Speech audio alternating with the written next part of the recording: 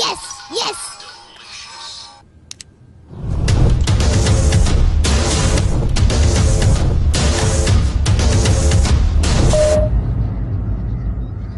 नानी नानी रे, ए नानी नानी रे नानी। का रे का ह? मामा फिर से पैसा निकालने वाले। फिर से पैसा निकलले बा कता ना? कुछ ना 10,500। हे भगवान, ये तो लड़का बुझात है बर्बादे करके छोड़ी है। यस, केकर मैसेज आ गई मामा के। नानी नानी अब की बार 8,000। हे भगवान, अब तो कुछ सोच ही के पड़ी। केकर मैसेज आ गई। नानी नानी फिर से मामा पैसा निकालने वाले। केता ना 30,000। ना हम खाए ना गुडुआ के खाए दे। हम बता दे तनी, दे तनी नाना का फोन लगाओ। ठीक बा ला।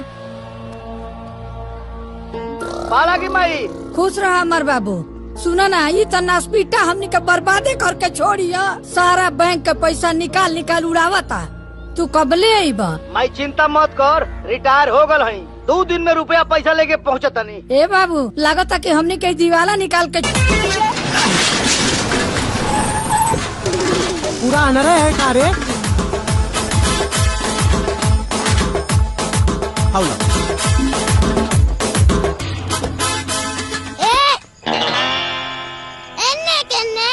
रास्ता तो अन्ने बा। हमनी के गुड्डू बाबू बुलवले बड़े। मामा ए नानी नानी ए नानी। का रे? मामा लड़की बुलवले बाड़े। हाँ चला नानी चला आओ। चल। अरे सरवा जांगर चोर बारे का रे? खाना नहीं की खा। दिन देखल बाकी रहला। का हे भगवान। चल चल चल, हाई पकड़ पकड़। चला नानी। अच्छा का रे, ऊ तो बलेला बढ़ रही बा। हाँ। आ तोहनी का तो वो करो से बलेला बड़ा सन। भाग यहाँ से, भाग ना तो आज हमार लाश गिरी आ चाहे जेल जाए, बाकी तोहरों लोग उनके सुधार के छोड़ा।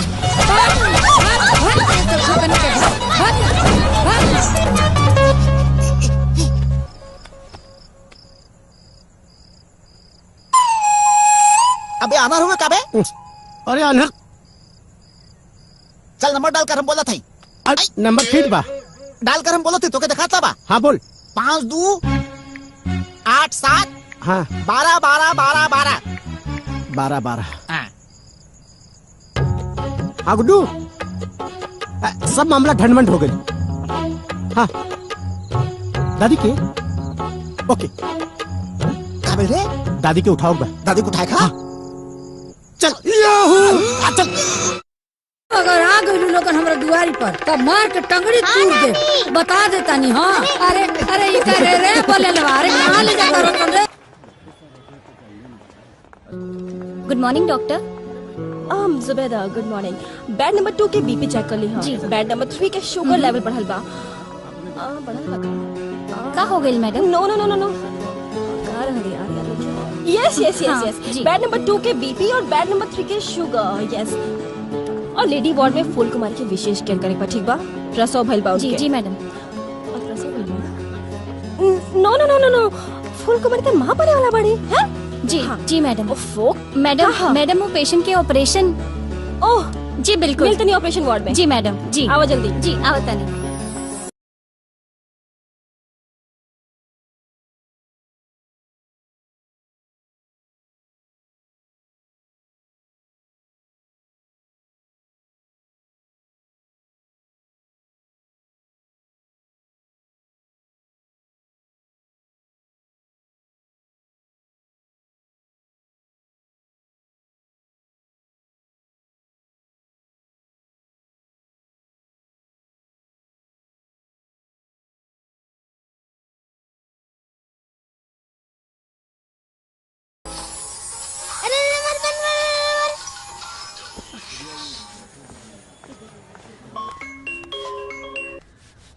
हेलो।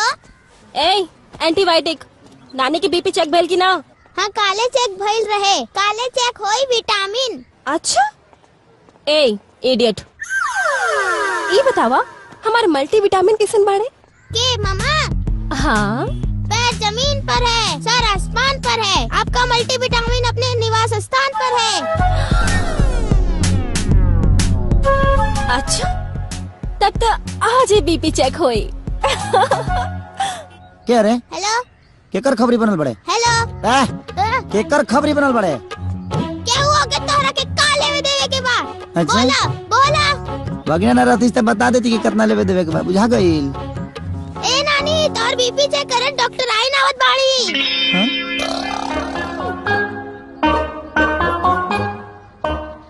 वो यहाँ आवे उससे पहले निकले के पड़ी।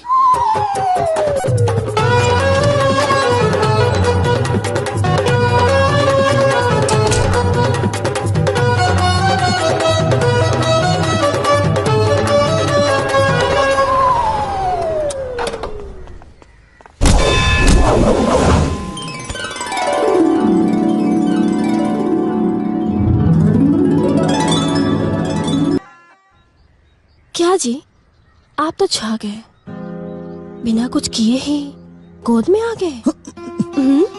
तेरे पीछे पागल हूँ जालिम, जाने कितने साल महीने से। अब तो पत्थर न बन जाले,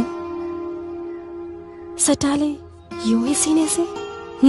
देखो पेट नहीं भरता है लव के टॉनिक पीने से। छोड़ो बदबू आ रहा है तेरे पसीने से। लगता लव की टॉनिक देहे के पड़ी।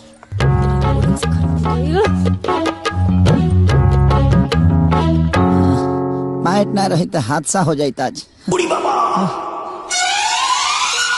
ए बबुनी हमरो गुडुआ अगर मेडिकल के पढ़ाई छोड़ के बीच में ना भागल होई तू तो वो तोहरे ऐसा डॉक्टर होइत। जय दादी गुड्डू ना एक दिन जरूर सुधर जाये हैं। अब का जाने तहरा ओकरा में ऐसा कौन गुण मिलेला ये हमरा समझ में ना आवेला। वैसे दादी गुड्डू गैलन कहाँ? हाँ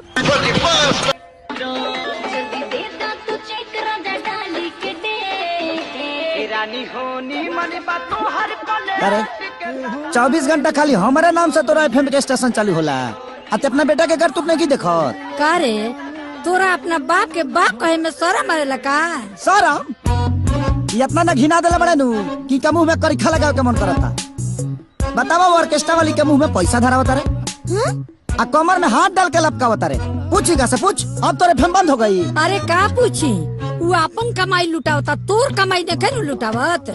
हैला तनी मक्खन खा ल ताकत होई। हाँ ला अभी कहाँ ताकत बईगा और ये फाट जी है मक्खन खा के। बुझा गई? अब तक ना पूछबे कि कहे ऑर्केस्ट्रा में जाके हिलावता रे। अब हम इनका से ना पूछब, अब हम तोरा से पूछब। रे झुंझुनुआ तनी खाता बही ले आवता, ले आवे एकरा के सुनाओ। कृपया ध्यान दे।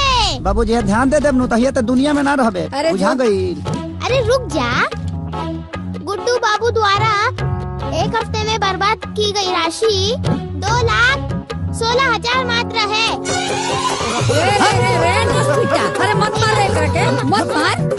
अरे मत मार रे, हाथ कापी सब रखबे हमार। अरे कुकुर, अरे तू भोगिना के ऊपर हाथ छोड़ बे रे, तोर हाथ कापी रे। देखो बात बताओ, देखो अब सुधर बे। तोरा नजर में न तो पैसा का कोनो कीमत हो न तो समय के। दिन भर अपना हमारा यार दोस्तन के साथ टक टक टक घूमत रहा, नाचत रहा। सुधर जो। तोरा से बात करता नहीं, सत्यनारायण बाबा का कथा नहीं की सुनावत। बेटा हमार बदकिस्मती रहे कि उचित इलाज के अभाव में तुहार माई मर गई। सोचनी कि तोरा के पढ़ा लिखा के डॉक्टर बना दी, जौना से केहू के लड़का दवाई के अभाव में टूअर ना हो गए। लेकिन तू तो मेडिकल के पढ़ाई बिचोए में छोड़ के चले आइला। तारा खातिर पैसा के पैसा ना समझनी, पानी की तरह पैसा बहनी, न कबो रोक कहनी न टोक कहनी। जौन तुहार मन करस तवन कैला। बाकी तू हमरा भावना के कबो कद्र ना कैला बेटा। ए बाबू ई तारा भावना के कदर का करी? जब ई तारा के कुछ बुझते नहीं खे तो ई भावना टावना के का कदर करी हो?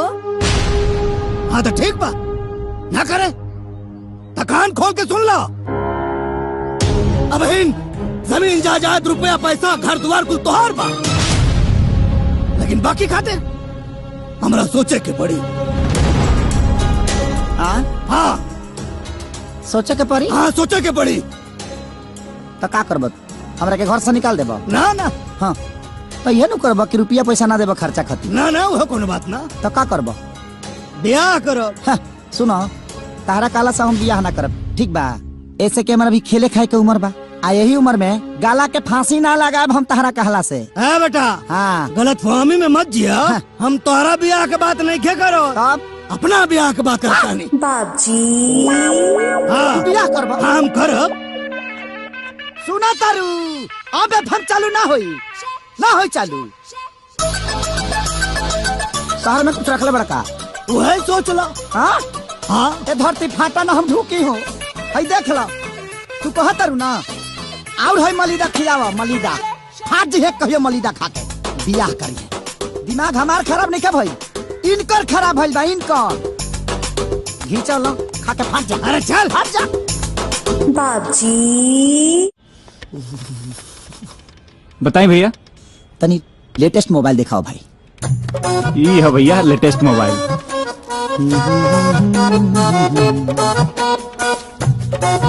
कितना जीबी हो ये में?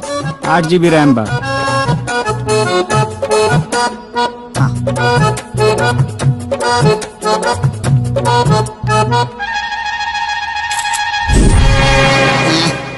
कैमरा बड़ा मस्त बा भैया। पैसो मस्ते होई। सही कहा था। कितना दाम बा भाई एकर? 29,600 रुपया भैया। 29,600। कोनो बड़का बड़ी बात नहीं ना। ला हाई कार्ड ले ला। पिन नंबर डाली।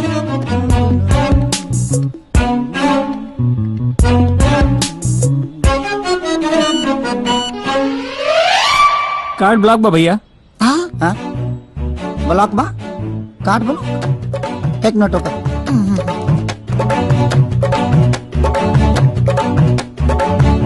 कस्टमर केयर सेंटर में आपका स्वागत है। जी देखिए, वो हमारा कार्ड ब्लॉक हो गया है। आप अपना नाम बताइए प्लीज। जी गुड्डू। गुड्डू? जी जी जी। लेकिन इसमें तो राम प्रसाद लिखा हुआ है। जी हम उनके बेटे हैं, सपुत्र। सर कार्ड तो उनके नाम पर है, उन्होंने कार्ड ब्लॉक कर दिया है। कैसे ब्लॉक कर देंगे? कार्ड तो मेरे पास है, आप कैसे ब्लॉक कर देंगे इसको? देखिए गाड़ी किसी की हो लेकिन सवारी तो हम ही करते हैं ना। हम उनके बेटे हैं, वो हमारे बाप हैं। I am sorry sir, card जिसके नाम पर होता है वो उसे ब्लॉक कर सकते हैं। सर इसमें हम कुछ नहीं कर सकते। कैसे हो सकता है? एक काम करिए, छोड़िए, 10 मिनट के लिए खाली ब्लॉक हटा दीजिए, हम मोबाइल ले लेंगे, फिर ब्लॉक कर दीजिएगा। सर यही हमारा नियम है कि जिसके नाम पे कार्ड होता है बस वही ब्लॉक कर सकता है और वही चालू कर सकता है। देखो तुम्हारा नियम 370 वाला नहीं है जो नहीं हटेगा। आखिर वो हटा ना, 10 मिनट के लिए हटाइए ना कि हमारा काम हो जाएगा ना रे। हाँ sorry sir, I can't help you at this moment, your time is up. Hello hello hello, काट दे लॉस।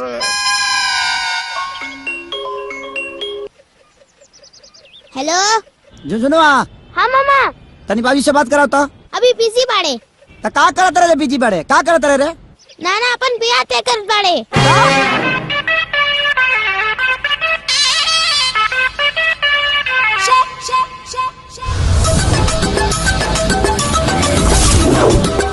हाँ तो जजमान आज से 8 दिन के बाद ज्येष्ठ शुक्ल सप्तमी दिन शुक्रवार तिलक खातिर शुभ दिन बा। क्या बात? और आज से 10 दिन के बाद ज्येष्ठ शुक्ल नवमी दिन रविवार शादी खातिर बहुत शुभ दिन बा।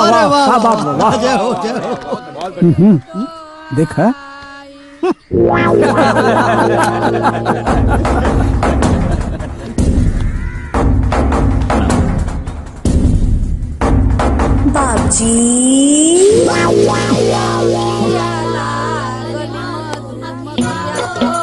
अवतारी दुल्हन हमारे बेलिया। नया पतो देखे से पहले तो आँखिया भड़क जाई। अलबेलिया पतो देखबे, ई का नाटक होता रे? ई नाटक ना है, हमरा बेटा के बियाह होता। हमार पतो हई, हमनी सबके खाना बनाई, गोड़ दबाई, कपड़ा धोई, खियाई, आ हम महारानी ऐसन बैठ के राज करब, समझला? ज्यादा कुछ नहीं हो। राम प्रसाद अब चलल जाए। हाँ। ते मना करबे कि ना? दादी सब लोग जात पड़े। तनी सुन ला, तनी सुन ला दुल्हन के फूफा तब जइया, तनी सुन ला, तनी सुन ला दुल्हन के फूफा तब जइया, तनी सुन ला। दादी ई ड्रामा ना छोड़बे। ये ड्रामा ना हरे, अपना दोनों कान के पर्दा खोल के सुन ले, ये हकीकत है, समझ ले। हट जाए के अपना बेटा के आशीर्वाद देवे हमरा के।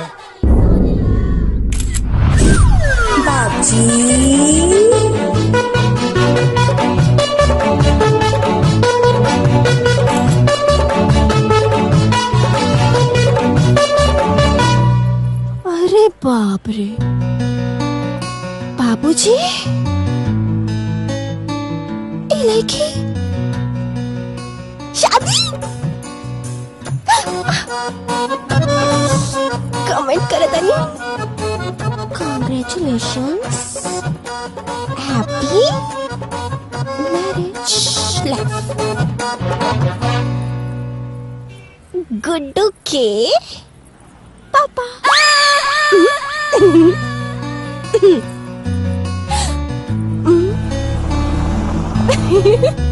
ये गोलुआ।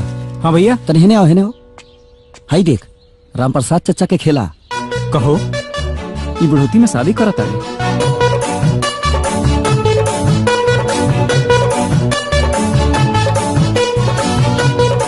हे पंडित जी, ई देखा। अरे का दिन में पत्रा में लागल रहला, ई देखा तो सही।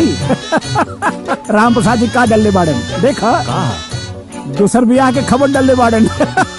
इहो बुढ़ाड़ी में सठिया गई बाड़े। जायदा का गुड्डू सुना तानी तार बाबूजी बियाह करत बड़े का? का सुन ले बड़े? अब जौन सुन ले बानी उहे बतावत बानी।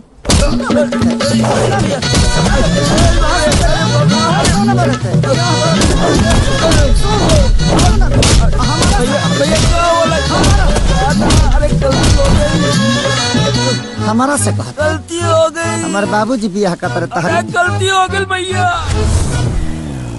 कहा रे गुडुआ, सुनले बानी अपने बाबूजी के बियाह में सवलिया तू ही ना बनबे। अरे बाप रे, का चाहत रहा फॉर स्टेशन में हाथे हो जाओ हमार। अरे हो जा, अरे रात में तो धूप गई भूखा।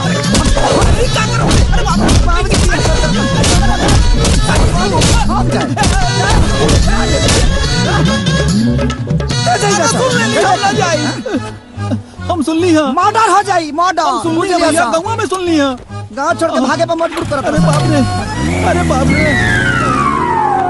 अरे खोस दी पलक देवरा बाटे बड़ा चीटर, लगवा दी राजा जी हमारा लहंगा में। अरे गुड्डू बाबू, अरे मालिक के बियाहवा में बफर बाकी जनरल हो। आपके 2-3 जने के रसगुल्ला खिया क्या होता? कहाँ? बफर जनरल नहीं। हाँ। पतल घींच बा, आ जब तक ले तोरा के घींचे ना तले पूरा ना हो। पतल घींचे खाई दे, खा ले।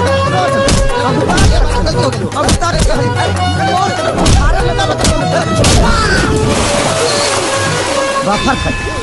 अरे वही मारा, गलती हो गई।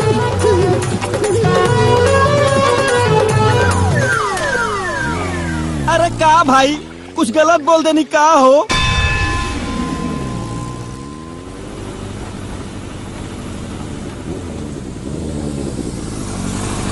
ये गुडुआ, नौकी माई का फोटो देख ले। हाँ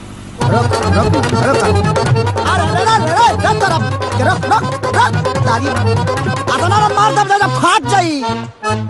साफा दिमाग खराब हो गई बा हमार, दिमाग खराब कर बरसा हमार। धनाजी तो देख लेती है के मिनट में।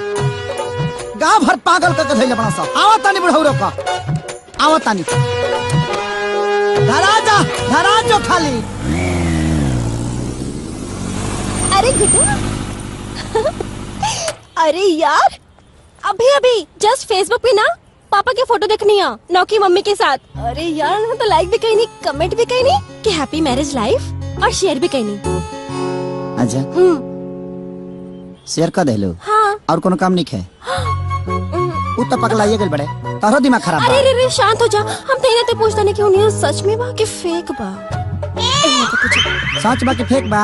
शेयर के लेके मत पूछा तारू। पूछो तो नहीं तो बता दो सच ना। बा। सच बा?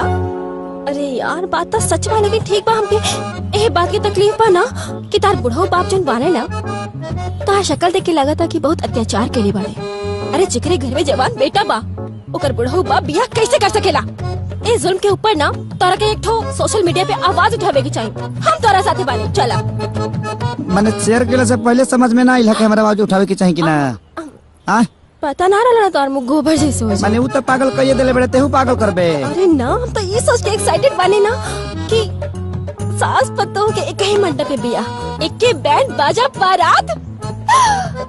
लेकिन एक बात ही कंफ्यूजन बा हो का कि एक के दिन हम लोग के सुहागरात होई, एक ही दिन लइको होई, तो तोहर भाई और अपन लइका, हम कंफ्यूज बाने कि अपन लइका खिलाए कि तोहर भाई खिलाए। मैंने तेके अपने इतना लंबा सोच लेता रे। हाँ। खत्म हो गल बड़े कारे, उ तो पागल हो गल बड़े, तोरो दिमाग खराब बा। हट हट। अरे बता के तो जा के खिलाए हम। ए सुना गुड्डू, बड़ा कंफ्यूजन है।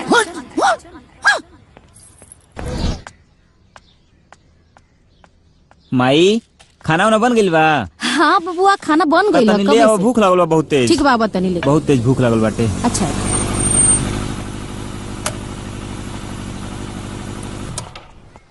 ई रोरा लोगन के हैं? जौने जवान बुढ़वा से अपन बहन की ब्याह करा तारा, वही के जवान बेटा हमारे राम प्रसाद जी। अहो भाग्य हमारे कि हमारे घर राम प्रसाद जी के पुत्र श्री पधारे। अच्छा एक बात बताएं, भोजन में रोल का ले, मुर्गा की मछली?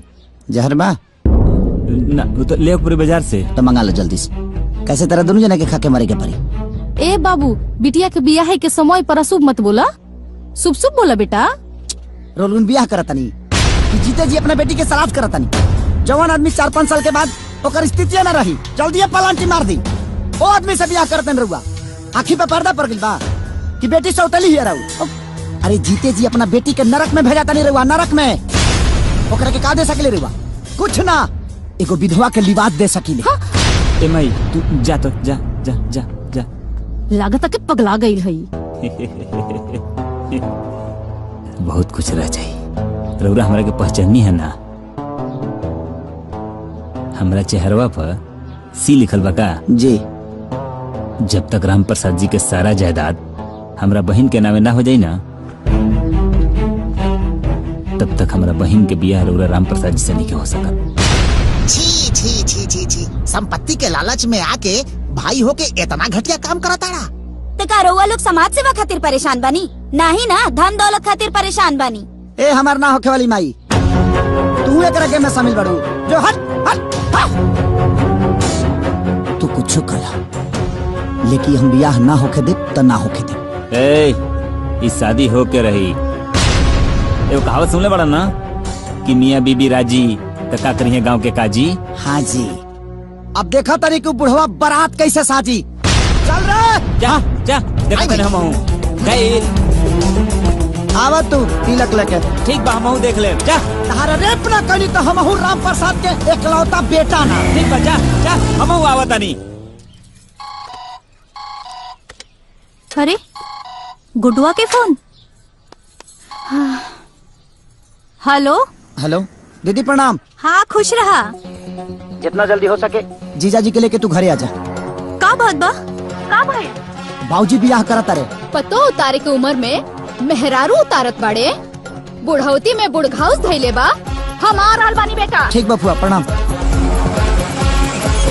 रिक्शा वाले का पैसा दी और हमरा पीछे जल्दी से आ जाई, रुकी मत। बियाह होता, बियाह होता, आई जी। हाँ सुन, एकरा में तोरा जवन जवन पसंद होखे सब रख ले। हाँ माई हमारा तो कुल पसंद आवता, सब रख ले।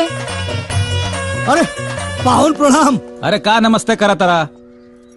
भैया तू माँ बेटा मिल के खानदान के इज्जत मिटा के मनवा लोगन। हाँ अरे जा लोगन, तू लोगन दूर से आइल बाड़ू लोगन, आराम कर लोगन, चाय पानी कर लोगन, फिर बाद में बात करिए लोगन। हाँ ते तो मत बोल माई, बूढ़ पुरनिया होके नीमन रास्ता दिखावे के चाहिए, ते तो उल्टा साड़ी पसंद करत अरे। का हो राम प्रसाद भाई, ई उम्र में तो के कौन सा शौक चढ़ गई बा? बाबूजी, रउआ ए उम्र में बिया करब तो कितना बदनामी हुई। अरे एगो बेटा बा, रउआ ओकरा बारे में नहीं सोचत? तोहार ई करनी से ना ओकरे माथे पे मोरियो ना चढ़ी। ये फैसला बदल दे बाबूजी। फैसला बदल दी ना, फैसला बदले की पड़ी बाबूजी। हाँ भैया, ना तो हमनी के जेल धिक्कार है। चुप, सब लोग चुप। चाहे बेटे हो खाए और चाहे बहन, हमरा अपना काम में दखलंदाजी पसंद रह के इसे मुखिया ही अपना ससुराली में दिखाया लोगन। ब्याह के बाद यहाँ कौन अधिकार नहीं के, इज्जत से ही वालों को इज्जत मिली। आज जब कपाट पे चढ़ पा तो जमीन पे गिरावे पे देर ना लगी।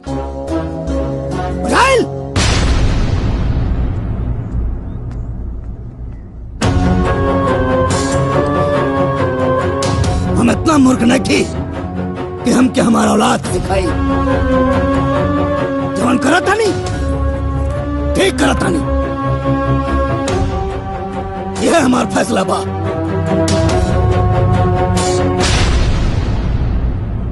Hello hello mike testing. Hello. ना कभी धोखा दिया, ना कभी गुनाह किया, ना कभी धोखा दिया, ना कभी गुनाह किया। कलयुगी बाप ने बेटे को तबाह किया। अभी तक के दृश्यों से साफ पता चला है कि वो बाप नहीं पाप है। हाँ न तो का मुंह लटका के काहे बैठल बड़ा यार? अकेले अन्ना हजारे पूरे देश के समझा सकेले तो एगो बाप के ना समझा सकेला? समझा के हार गनी, कोनो फायदा नहीं है। तो दुआरी पे अनशन कह दी। अनशन नहीं के लेना, तब हमके कोनो खाई के पूछते नहीं के। अगर का दनी ना तो कहीं और मौका मिल जाये। तब बाप विरोधी वैली निकाल दी। कुछ नहीं क्या हो सकत। अल्लाह के नाम दे दे, मौला के नाम दे दे। मारे मुलात ना अतौला खान के साड़ू भइल बड़ा सर मारा तरह मारे बस सब सर बाहर हो जाई। देख ले हई सील मोहर बा नए बा। यहाँ हम डिप्रेशन में बनिया तहनी के मजाक सुझाता। हाँ हमार पूरा बात तो सुनिए यार। हम बस स्टैंड पे भिखारी बने छोड़ो कहा नहीं, बाप के परेशान करे वाला भिखारी बन जाओ। घर के दुआरे के सामने रोज अल्लाह के नाम दे दे, मौला के नाम दे दे, बाप के दिल पसीज जाए। उनकर करेजा कबो ना पसीज सकेला। बाप के मनावे के बा, पाकिस्तान के ना। एक बार कोशिश करके देख ली। हाँ, कोशिश बहुत करनी। वो बाप ना शराब बड़े। अनंजय रघुराज मूड खराब कर दला आज। मन तक करता लात से मारी जे हक दस।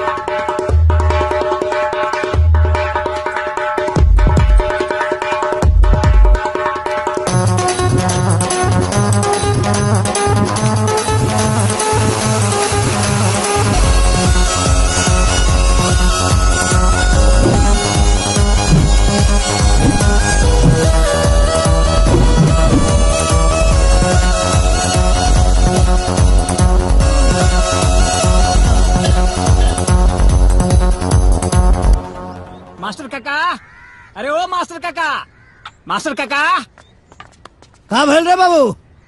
अरे तोहरा के पंचायत में बुलाहट बा। पंचायत? हाँ। के रखोले अरे बेटा? अरे गुड्डू भैया तोहर लइका।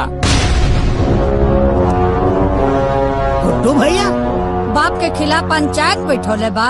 हम चलतनी भरल पंचायत में उनका कर लतवा सनी ना तो हमरो नाम भानु ना। हाँ माई थका है परेशान होता रे। हाँ मानी नू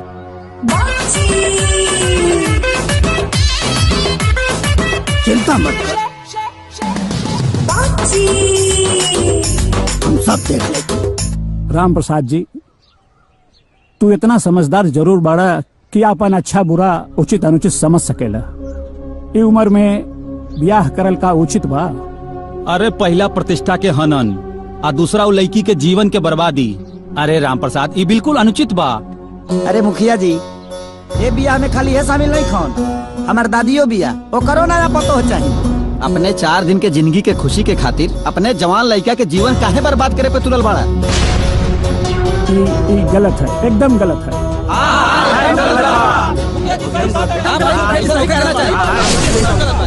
काहे गलत है? मुखिया जी, कौना वेद शास्त्र में लिखल हो कि आदमी अपन जिंदगी अपना हिसाब से ना जी सकेला? बोला। लेकिन अपना उम्र के भी तो ख्याल रखे के चाहिए ना। अब मुखिया जी पंच के बीच में का बताई? अकेले मिलबा तो सब बात बता दे। हाँ। और हाली पंचायती के बात तो भाई उम्र में हम ब्याह काहे ना कर सकीला? ब्याह के कोनो उम्र होला का? ही करे तो रासलीला, हम करी तो करेक्टर ढीला। जौन पंच बोलौले बड़ा गुड्डू बाबू, ये हमार बेटा ना होवे, ये हमार बाप हमें बाप। इनसे बड़ा नकारा हमारा खानदान में क्यों ना भइला आज तक? इनके डॉक्टर बनावे खातिर भेजले रहने, बीच में छोड़ के चले आइले। पूरे पैसा के सत्यानाशी, इनके पैसा दा देखा हीरो बन के घूमत हमें। जूता कपड़ा सब चाहिए इनके, एटीएम मशीन में से कुल पैसा खाली हो गई। हीरो बन के घूमत हमारा लत्ता बिन बा तू, तुहारू करम बा कि एक दिन तू नकारा बन के घूमबा। ये बेगैरत इंसान हमें देखा, हमारा पंचायती मंजूर नहीं की। ये काम चोर आदमी जवन मन तमन करे, हम ब्याह करत तो करत। सुन ले लो भाषा निकार, हम कद चोर हैं, हम नकारा हैं, हम निकम्मा हैं, हम हो या रहो, हमार बटवा दिलो। अच्छा क्या दूर खरीद ले बड़ा? क्या दूर खरीद ले बड़े? ले दे के तो पुरखा पुरनियन के को घर बा 5 कट्ठा के बांट ले ले एक हिस्सा हुई में। अब बाकी रहल अपन धान जौन अर्जित कैले बानी नू, ओ मन एक चवन्नी ना मिली तोरा, एक चवन्नी। ए हेलो, ए एहसान के हमके कोनो जरूरत नहीं है। जहाँ तक लेबे के सवाल बा तो से ले हम ना छीन ले, लेकिन एकर फैसला आप कोर्ट करे। अरे गुड्डू, ए बेटा कहाँ जात बा? जा कोर्ट में। एमे कौन बड़का बात बा? ऐसन ऐसन केस में तो हम रोज डिग्री करावे नहीं भाई। वकील साहब, मतलब गुड्डू के केस में डिग्री मिल जाई? अरे पहल के सुनवाई में हम डिग्री रउआ के हाथ में दे के भेजो। वकील साहब 1 मिनट, अगर हुआ इतना कैपेबल बनी, तारा नाम कमीना प्रसाद, कमीना, हाँ माने राउर नाम कमीना प्रसाद कहे पड़ल? अब देख, रावण बहुत बड़ा ज्ञानी रहे, तो लोग ओकरा के राक्षस काहे कहत रहे। फिर वैसे ही वकील के जात थोड़ा बदनाम बा, वैसे हमार नाम कमला प्रसाद बा। अच्छा, ई पुकार के नाम कमीना हो ना भाई, कमीना हमार ब्रांड हो गइल बा। आओ ना कुछ खायल पियल जाओ नेचर के हिसाब से। अरे रउआ लोग चिंता जिन करी महाराज, एक बार जब हम केस ले लेवे नी तो समझ लो हमार हाथ से वो केस कहूँ जाई ना, जीत के ही दम लेवा तनी। 6 गो समोसा पार्सल करो। अच्छा देखा भाई, हम तहार पेपर पूरा बनवा देले बनी जी, ठीक बा? तहनी लोग एगो प्रूफ लेके आ जा, जेमे तहार नाम और तहार बाबूजी के नाम राम प्रसाद लिखल हो, बस ठीक बा? आधार कार्ड चली? अरे दौड़ी भाई दौड़ी, काहे के प्रूफ के मामला में आधार कार्ड सबके बाप कार्ड होला। अनु हो गईल, चलो चलो चलो। और देखा, स्टाम्प पेपर लेवे के बा और रजिस्ट्रार के पैसा देवे के बा और हमार फीस भी बा, तो निकाला तब तक। हाँ लाओ। बात ऐसा बना कि बाबूजी हमारे एटीएम ब्लॉक करा दिले बड़े, जैसे कुछ व्यवस्था होता हम लिया के दे दे बरुआ के। ऐसा मामला बा? हाँ। ओ तय काम करी, कानून से चले के पड़ेला सब कुछ ना। ऐजा दस्तखत कर दी। कहा एमे लिखल बा कि हम अभी राउर काम आगे बढ़ावा तनी, पैसा बाद में रउआ लोग हमरा के दे दे, अटेस्टेड न करवावे के पड़ेला हर कुछ। ऐजा साइन कर दी। लो लो लाओ।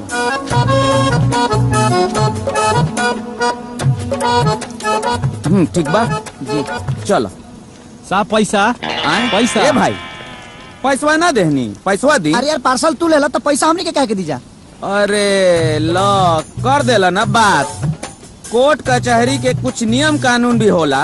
देखो, कोर्ट कचहरी पुलिस थाना के चक्कर में जे लोग पड़ेला बड़का बड़का राजा लोग के राजपाट बिल में घुस जाला। पैसा दे दो, रिवाज होला ई सब। एगो बात कही, हाँ तहर नाम कमीना के रखा? अरे कमीना प्रसाद नाम बा भाई। हाँ, कमीना प्रसाद जी ई नाम रउर के रखल? नाम हमार कमला प्रसाद बा, कमीना तो ब्रांड हो गईल बा।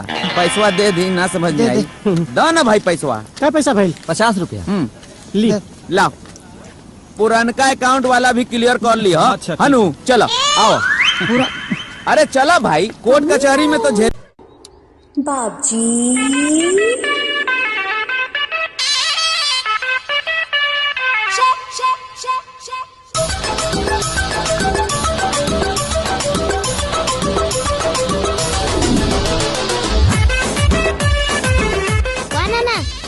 एकदम मस्त लगाता। हैंडसम लगाता नहीं बेटा? हाँ, बहुत हैंडसम। अरे तेरा नाना हैंडसम है ही है। क्या होता? वाह नाना वाह। ओ, तहे बुढ़ाओ का डेंटिंग पेंटिंग होता है। बुढ़ा किसको बोला जी? आई एम नॉट बुढ़ा। बुढ़ा होगा तेरा तत्तू। I am Ram Prasad. ओके? हाँ जी। नाचवा में का कहला सानन जे? हाँ तो गौर करिए। सीमेंट बालू से कभी मकान नहीं होता, बिना सीमेंट बालू के कभी मकान नहीं होता, और काली कितना भी पोत ले कोई बुढ़ा कभी जवान नहीं होता। हमने के पुरानिया लोग कहला कि जवान जवानी में कल जाला तो बुढ़ापा में भोगे के पड़ेला। और जवान बुढ़ापा में कल जाला जवानी में भोगे के पड़ेला। बुढ़ापा में से जवानी में केंगा जाई रे? उनकर वाला गोलियां ते खतरी मारे नीचे से निकल जाई, बुझाई? कितनो लाल लगाम लगा ले केहू, लेकिन घोड़ी ना मिली। अच्छा पुरानिया बैल के कितनो चोकर खिया दे केहू। अच्छा ज्यादा ना जोती। लगाता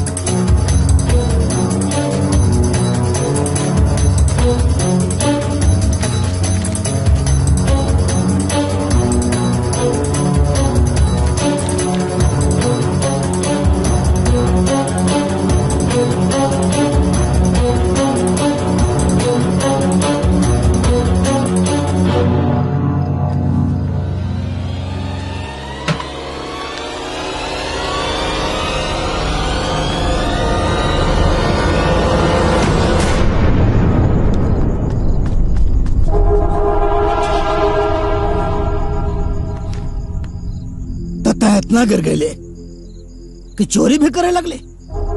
कच बहुत देखा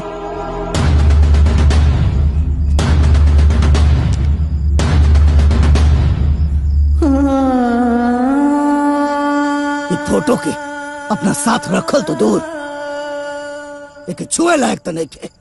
अब ये फोटो छीनने से क्या फर्क पड़े वाला बा? भगवान तो ममता की छाया हमारे सर से छीन ले, वैसे भी अच्छा ही कही झिंके के उठा ले, न तो आज ही तो हर करनामा देख के ना जीते जी मर जाती।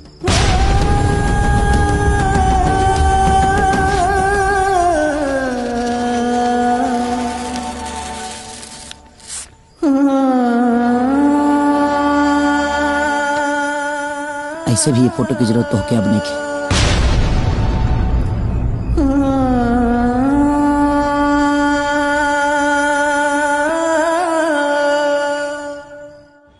नमस्कार, हम गुड्डू और हम जानत नहीं कि आज हम जौन करे जा रहल बानी वो बहुत लोग के तकलीफ दी।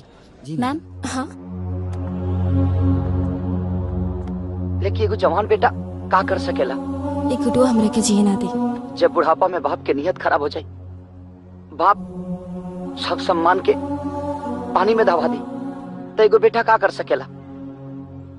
ये दुख के घड़ी में हमारा अपन केहू साथे नहीं, अगर केहू साथे बा तो कानून बा और कानून के कुछ लोग बा जैसे कि हमारा बड़ भाई की तरह कमीना प्रसाद हाँ कमीना प्रसाद जी। यही के सहारे हम आज कोर्ट में आइल बनी अपना हक के लड़ाई लड़े खाती, अपन हिस्सा लेवे खाती। हम जानता नहीं कि थोड़ा सा ही दुख बा हमरा खाती। अगर ये उम्र में बाप ऐसे खरी तो एगो बेटा पका गुजरत हुई वो लोग सब समझतो कब। मुखिया जी तनी हाई देख ली, गुडवा अपने बाप के खिलाफ कोर्ट में केस करे जा रहा बा और कमीना प्रसाद जी हमरा साथे बनी। पंडित जी कलयुग है, कलयुग कुछ भी हो सके। हाँ बेटा मामा तोरा पे केस करे बाड़े।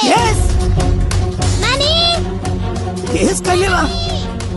नानी मामा नाना पे केस कैले बाड़े। हाँ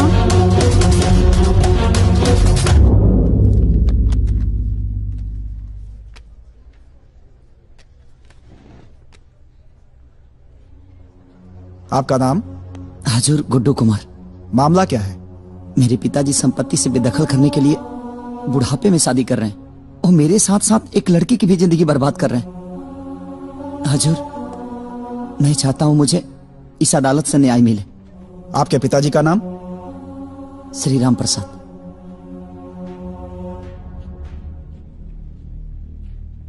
आप झूठ बोल रहे हैं। क्या? आधार पे आपके पिताजी का नाम श्री राम सेवक प्रसाद है।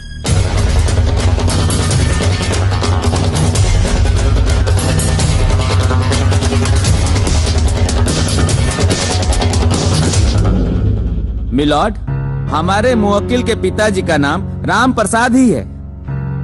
आधार कार्ड में टाइपिंग मिस्टेक की वजह से कुछ गलत प्रिंट हो गया है। गलती चाहे जो भी हो, लेकिन इस आधार कार्ड के साक्ष्य के अनुसार राम प्रसाद गुड्डू के पिता नहीं है। अब इसलिए अदालत गुड्डू को अगली सुनवाई में असली कागजातों के साथ उपस्थित होने का हुक्म देती है। Court is adjourn. हो जाए बाद में एंग होई हो जाए। आवो तो सही, आवो। ढंग के पेपरे तैयार ना रहे और चल देला अदालती कार्रवाई में भाग लेवे खातिर। अरे पहिल के सुनवाई में जज साहब के शक हो गई ना यार। अरे यार ते में हमार कौन गलती बा? आधार कार्ड हमारे घरे बनेला। कौना दुनिया में रहेला महाराज? हतना दिन से आधार कार्ड लेके पॉकेट में घुमा तोरा, ओमे का लिखल बा ना लिखल बा लौकल नहीं खे कबो। डॉक्टरी पढ़े वाला और आधार कार्ड न देखला अपन। अरे पहले ही सुधर गईल रही तो अब आज ही लफड़ा न भइल रही। अरे तो पहले ना सुधरल तो अब सुधर जाई। हाँ चल आधार कार्ड ऑफिस पर। सुना ये आधार कार्ड ऑफिस सेकेंड सैटरडे के हाफ टाइम हो गई, मतलब बंद हो गई हुई। अभी बहुत जोर से भूख लगल बा, दबा के खाए के मन करता है। भूख तो लागल बा। एगो काम करस, तनी को खा लिया सा और किलो साहब के भर पेट खिया दिया सा। ठीक है। ए भैया पैसा वकील साहब दे दे। ए 3 प्लेट छोला भटूरा। अरे ना हो, चाय 3 गो चाय। हाँ भाई, हम अपना पैसा से खाली चाय पिए नहीं, बाकी सब क्लाइंट देला। बैठो। कमीना। बस पार करो। आज काम हो जाए ना? हो जाए। क्या बात है? ये आधार कार्ड में फादर्स नेम करेक्शन करवाए के बा। हो जाएगा तो कर दीजिए। रजिस्टर मोबाइल नंबर है ना? हाँ है। जो करेक्शन करवाना है लिख के दे दीजिए, 1 हफ्ते के बाद हो जाएगा। अरे यार 1 हफ्ता बाद अब तब ले तो के पता बा सारा खेला ही बिगड़ जाये हमारा। अरे भाई ये सब काम यहाँ नहीं होता है, सरकार के पास भेजना पड़ता है और टाइम लगता है, जिसके कारण तब तक अपना खेला चलाइए। आप समझ नहीं रहे, हमारे जीवन का सवाल हो, हमको अभी चाहिए। अरे यार गजब पागल हो, तुम्हारे जीवन का सवाल है, मेरे जॉब का सवाल है। सरकार से सैलरी लेते हैं, तुमसे नहीं, समझे? अब एक प्रोसेस होता है, एक प्रक्रिया होता है सरकारी काम में, तब जाकर वहाँ पर काम होता है, समझे ना? बाद में आइएगा। सरकारी यार पता बा, कहीं पति के नाम गलत, कहीं पिता के नाम गलत, कहीं पिता के नाम गलत, पूरा जीवन सरकारी दफ्तर में बुला के नाश कर रखते हैं। अरे भाई बाहर चलिए, बाहर चलिए। चलो, अरे बाहर चलिए। एक मिनट। अरे भाई चलो, सॉरी चलिए आप लोग। चलो बाहर यार। बाहर चलो यहाँ से। चलो। पगला गइल बड़ो, पूरा पगला गइल बड़ो। अरे यार तो का करिया है? 4 गो केस और ठोका जाई नु तो आदमी बन जाइबो। देखा तेरा केंगे बतिया होता, बुझाता कि प्रधानमंत्री के कुर्सी पर बैठल। हाँ तो जान ले बका। हाँ जान, तो का करी? चलो चलो। 2 गो चाय दी। तहार शरीर के खून में जे ढेर उबाल मारा तनु, ओकरा के थोड़ा कंट्रोल में राखल करा। अरे आधार कार्ड नहीं खे त राशन कार्ड बा, स्कूल के सर्टिफिकेट होई, बैंक के कागजात बा, अरे वोटर आईडी कार्डो बा। इस सब में से कोनो एगो कार्ड हमरा के चाहिए जो सरकारी होखे। जल्दी से जा घरे और लेके आवत जा। हमारा आधार कार्ड चली। वाह, आज दिन में पहिलका बेर बढ़िया काम कैले बड़ो। तोरा आधार कार्ड पर हमरा बाबूजी के नाम बा? हमार बा। तो कैसे चली? अरे भाई, एक दिन में 1 गो अच्छा काम कैल जाला। दूसरा काम आधार कार्ड। एक काम कर, तू जल्दी से जा कटवा लेके आवा। सरकारी होके के चाहिए बस। एटीएम कार्ड चली।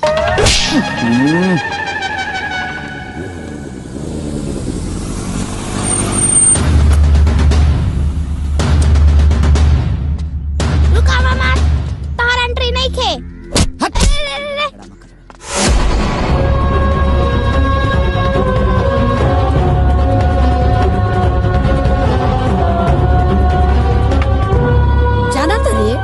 दुनिया में 2 तरह के औलाद होला। एक सुपुत्र जे अपना माई बाप के तीर्थ प्रयाग ले जाला, आ एगो तोरा ऐसन कुपुत्र जे अपना माई बाप के कोर्ट कचहरी घुमावेला। समझ ले? खबरदार जो एक घर में घुसले, तोरा ऐसन कुपुत्र के हमरा घर में कोनो जगह नहीं के। चल बाहर निकल। हमके माफ कर दे दादी, हमसे बहुत बड़ी भूल हो गई दादी। हमके बहुत पछतावा दादी, बहुत पछतावा। ये सोच ले है ना, गुडुआ आई तोरा गोड़ पगिरी, गिड़गिड़ाई, माफी मांगी तो सॉरी, ऐसा कुछ न होई। आज ले नहीं गुडुआ के बर्दाश्त कैले बा और ना ही करी। हम राम प्रसाद के बेटा हई। तो जरा बुढ़ारी में इतना पावर बा तो सोच, हम तक जवान बानी। अब जब तक ले कोर्ट के फैसला ना भाई, तब तक ले दरवाजा पर पैर ना रखब। हमार बात दे। बात दा। ये घर हमारा कमाई से बनल बा। घर तोहरा कमाई से बनल होई, लेकिन दुआर पुश्तैनी हो ना, एमे हमार हिस्सा बाकी ना। यही महल के सामने है ना पनाली गिराब आ खूंटा गाड़ के रह। ठीक बा, हमारा कोनो इतराज नहीं किया। ठीक बा। ए नंजय, ए रघुराज, ए गाँव के लोग है नहीं, सबे आवो। हाँ बोलो। फैसला हो के ही रही। सुन ले। आई गुडुआ अपने बाप की तरह बेईमान ना हो। रउआ लोग जाओ ना कोना में देव, वो कोना में हम पलानी गिरा के रह जाए। बस रउआ लोग ईमानदारी से हमारे बांट दी। चुप। हमरा जीते जी हमरा घर के बंटवारा दूसर क्या काहे करी? जब ते चाहते बड़े तो हम खुद करब बंटवारा, खुद। ले चोरऊ, तोरा बंटवारा चाहिए? ले हम कह देता नहीं। ले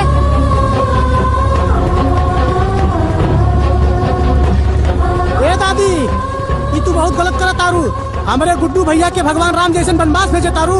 गलत करत तारू दादी, हमार बात तो सुना।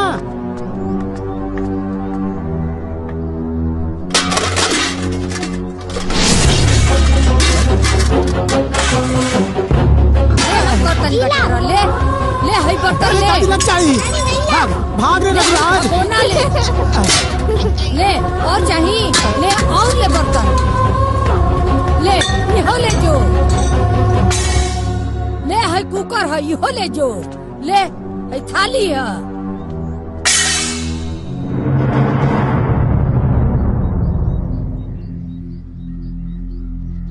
आज के बाद हमार बेटा ना पट्टेदार है वे।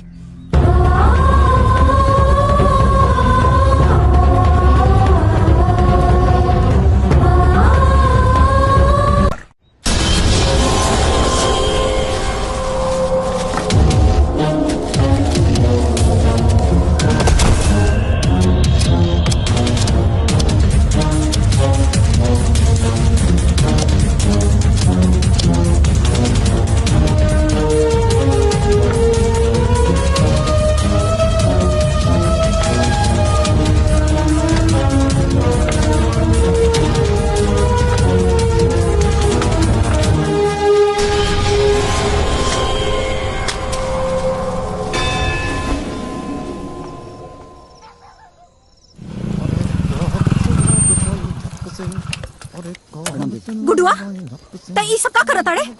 अरे रह के तोरा दिमाग पे भूत सवार हो जाला। ते बाबूजी से दुश्मनी ठनले बाड़े? हाँ? और तू लोग अपने भाई के पीछे पड़ा। तू लोग निकल यहाँ से। आज तो तू लोग के बाबूजी के खाना बनाओगे, हाँ? चूल्हा जलाओगे। यहाँ मत तुम्हारा यहाँ। दीदी, ये तो ठीक नहीं करत। अच्छा, हम ठीक नहीं करत और ते ठीक करत आड़े। अरे पूरी दुनिया तोरा पे थूकी, कभी सोचले बाड़े? गुड्डू, टीवी, अखबार, फेसबुक, व्हाट्सएप सब जगह तोहरे ही खबर चलेला। बाबू, समाज में परिवार के बड़ा बदनामी होला। अच्छा तक खाली हमारे दोस्त बकाए में ना तो हर दोस्त ना बा। तू चल हमरा संगे, बाबूजी से चल के माफी मांग ले। हम बाबूजी के समझाई, सब बाबूजी समझिए। चल ना भाई, चल ना। बात अब बहुत आगे बढ़ गई बा दीदी। अरे कुछ नहीं के बढ़ल, काल सब ठीक हो जाए। तू बस चल के बाबूजी से एक बार माफी मांग ले भाई। चल, हाँ चल। ये संभव नहीं। अगर ते आज हमार बात ना मान लेना गुडुआ, तो हमने ई घर में कदम ना रखब, बुझले? दीदी, लड़ाई तब ठान गई बा। अब केहू हमारा साथे रहे आ चाहे ना रहे, हमके कोनो फर्क पड़े के नहीं खे। और हाँ, एगो जवान बेटा के रहते हुए एगो बूढ़ बाप ए उम्र में बियाह करी तो कौनो बेटा कैसे बर्दाश्त करी? अब तक कानून हमारा साथे बा, हमहू दिखा दे। ई तो कानून की बात करे लगल। ठीक बा, अगर तोहार यह मन बन गई हो तो अब हम ई घर में ना आए गुडुआ। हम जात है यहाँ से। आज हमार भाई हमार ना भाई, हम जाता नहीं। अभी घर में कबो कदम ना रखा।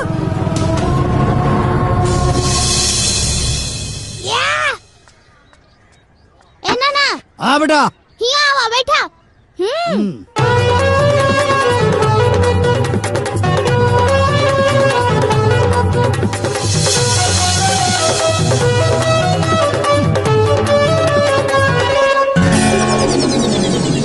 माई। हाँ बाबू। कहाँ गए रहले हरे? अरे गई रहनी है, सगुन उठावे के बा, गीत गावे के बा, हल्दी कूटे के बा, लड्डू बाने के बा, बड़ी काम में मेहरा लोग को बुलावे गई रहनी है। माई कुल धोती साड़ी आ गई कि ना? आ गए। सही वाला कपड़वा? हाँ सब। जेवर ओवर कुल बन गई बाबू। हमार शेरवानी आयल कि ना रे माई? अरे आ गई बाबू।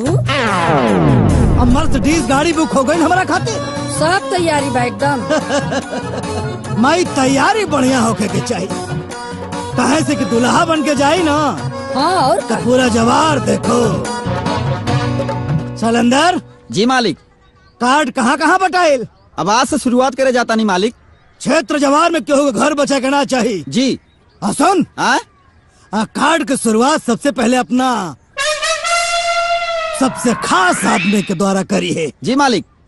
जो बाकी तैयारी माई बढ़िया होके के चाहिए। हाँ तू निश्चिंत रह। हाँ, छेना वना कुल मंगा ले, मिठाई उठाई, रसगुल्ला, चमचम। जवार खा के मस्त हो जाए, समझ ले तना बढ़िया मिठाई होके के चाहिए। सबसे खास आदमी शुरुआत करे के होखी गुड्डू बाबू से। मालिक के खास आदमी रउआ से बढ़ के तो केहू ना बा।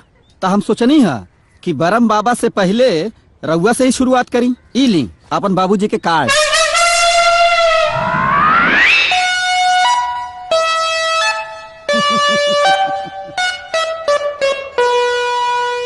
पक्का मूड बना के बा कि आज लात खाई।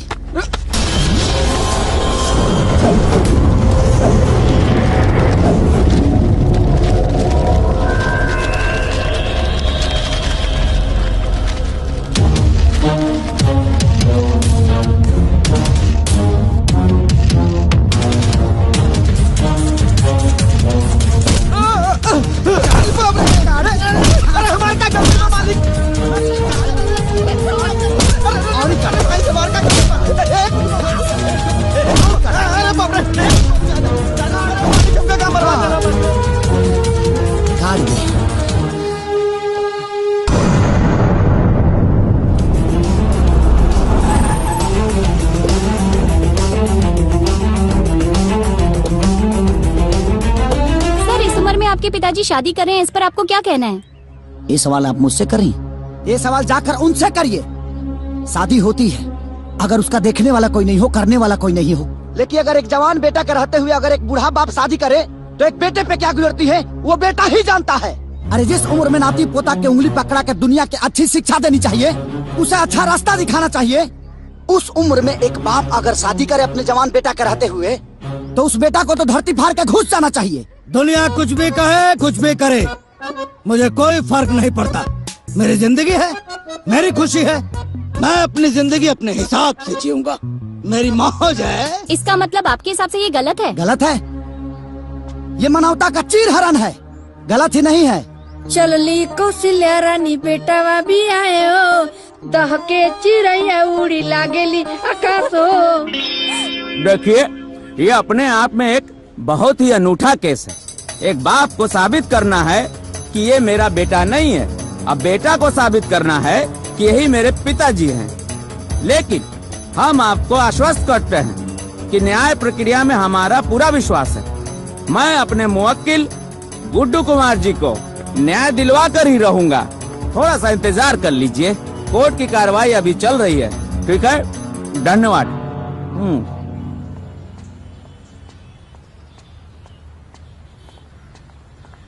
अरे अरे अरे अरे अरे बाप रे, हमें सोशल मीडिया के हीरो। तू तो छागल बड़ा हो। फेसबुक पे, ट्विटर पे, मैसेंजर पे, व्हाट्सएप पे, न्यूज में रोज के रोज लाइव वीडियो। वाह, और बाप की इतनी बेइज्जती वो न्यूज पे। Hats off. एगो बात बताई। बतावा ना। तहर दिमाग हो गइल बा खराब। अच्छा ठीक बा। अच्छा तो क्या अब हमार जरूरत ना, अच्छा डॉक्टर की जरूरत बा। ए जाके कोनो डॉक्टर से इलाज करवाओ, हमार दिमाग मत खराब कर, बुझा गई। तोरा के पता है कि चाहे कि डॉक्टर के ना डॉक्टर की जरूरत ना पड़ेला। काहे डॉक्टर सिगरेट वालों से बने लड़का, हाँ ओकरा सर्दी खांसी ना होला।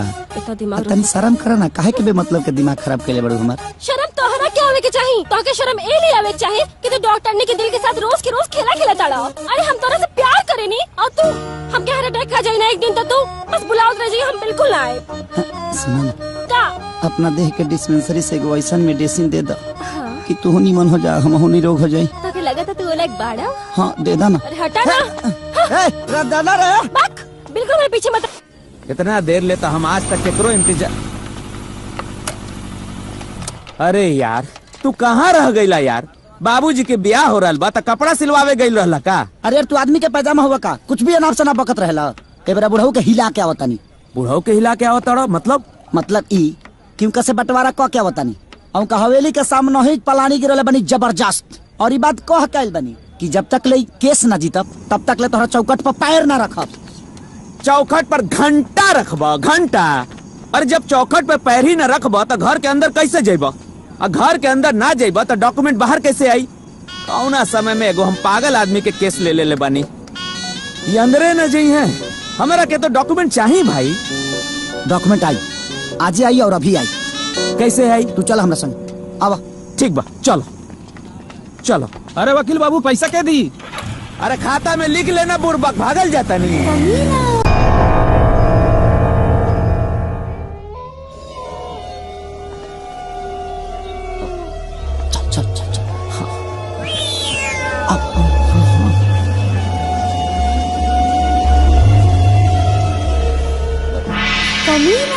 हमरा के कहाँ लेके जात पड़ा यार? अरे यार कमीना साथ जी। अच्छा ही बताओ, हम अकेले आती कोई गो कागज लेके जाती, वो असली हो कि नकली हो हमके कैसे पता चली? अब तू साथ है आई बड़ा, कौन असली बा कौन नकली बा पता तो कर ले। वकील तो तारा होके के चाहत। गलती से तू हो गया। हाँ। अब अपन नाल अपना मुंह में डाला। का डाली? अरे यार मांस डाला। हाँ।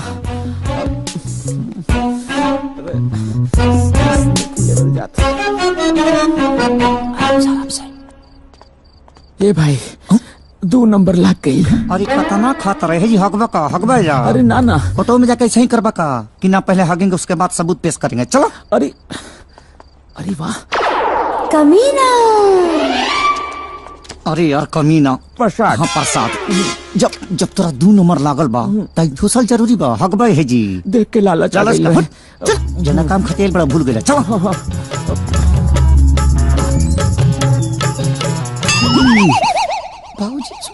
हाँ हाँ बुझाता बाबूजी निकल गईले। शुभ शुभ बोलो हमरा बाबूजी, हम मर में हक देबो।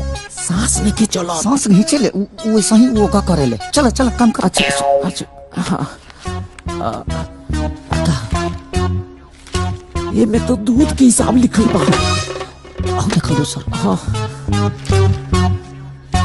हाय ना, एमे तो उधारी खाता लिखल बा। सिरहन के देखा ना। ए भाई चेक कर ले कि बाबूजी जिंदा बाड़े कि ना। अरे चल ना रे, छोड़ी रख ले, यहाँ डाल दी है। चलो ना ना ना, चल चल चल चल।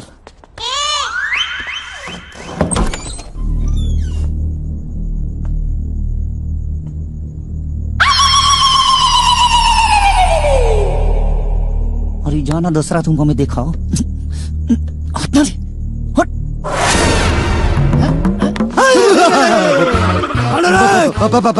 भूत भूत ना चाहिए सबूत ना भाई धनन बाहर निकल भागना बाबा पकड़ के मार कहाँ गए हो नाना? भाग गए ससुरे। कहाँ गए? आओ बेटा आओ। प्रणाम। प्रणाम प्रणाम। खुश रहा बेटा, खुश रहा। रवा तो जाना तनी ना कि हम केकर बेटा हई, कब पैदा भई रहनी, केकर नाती हई, कहवा घर है हमार, बता दी ना वकील साहब के। हमारा के सब मालूम बा, सब कुछ पता बा कि तू राम प्रसाद के बेटा बाड़ा, यही गांव में पैदा भइल बाड़ा।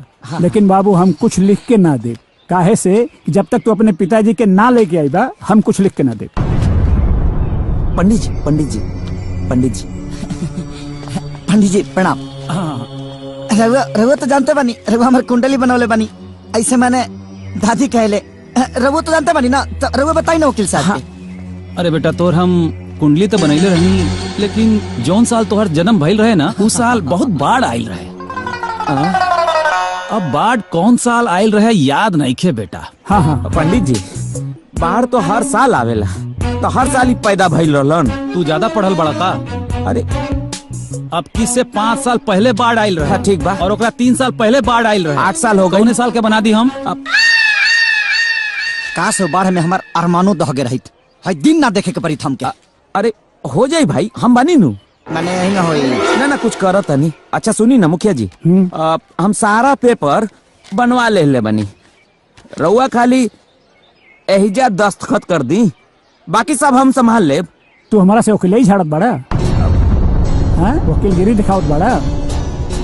जाके राम प्रसाद जी के ले आवा, हम जहाँ कहबा वहाँ साइन कर दे, बुझला? जा पहले उनका रख ले क्या हुआ, जो यहाँ से। अब की बार बार आई नू तो रउआ लोग गांव में रही जा। अब चली चली।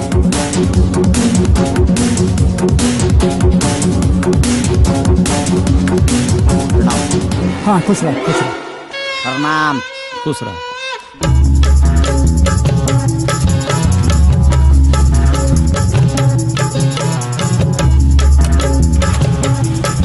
बैठ जाए हम। हाँ। अरे गुड्डू बाबू,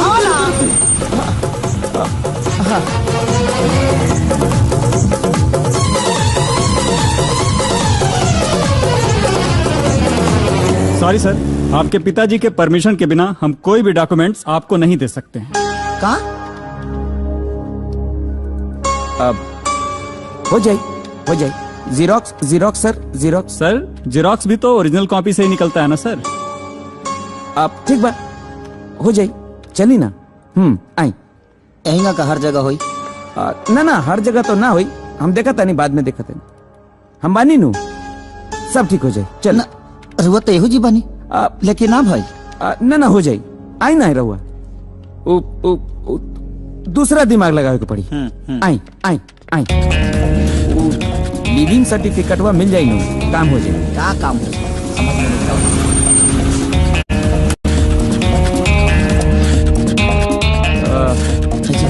हाँ।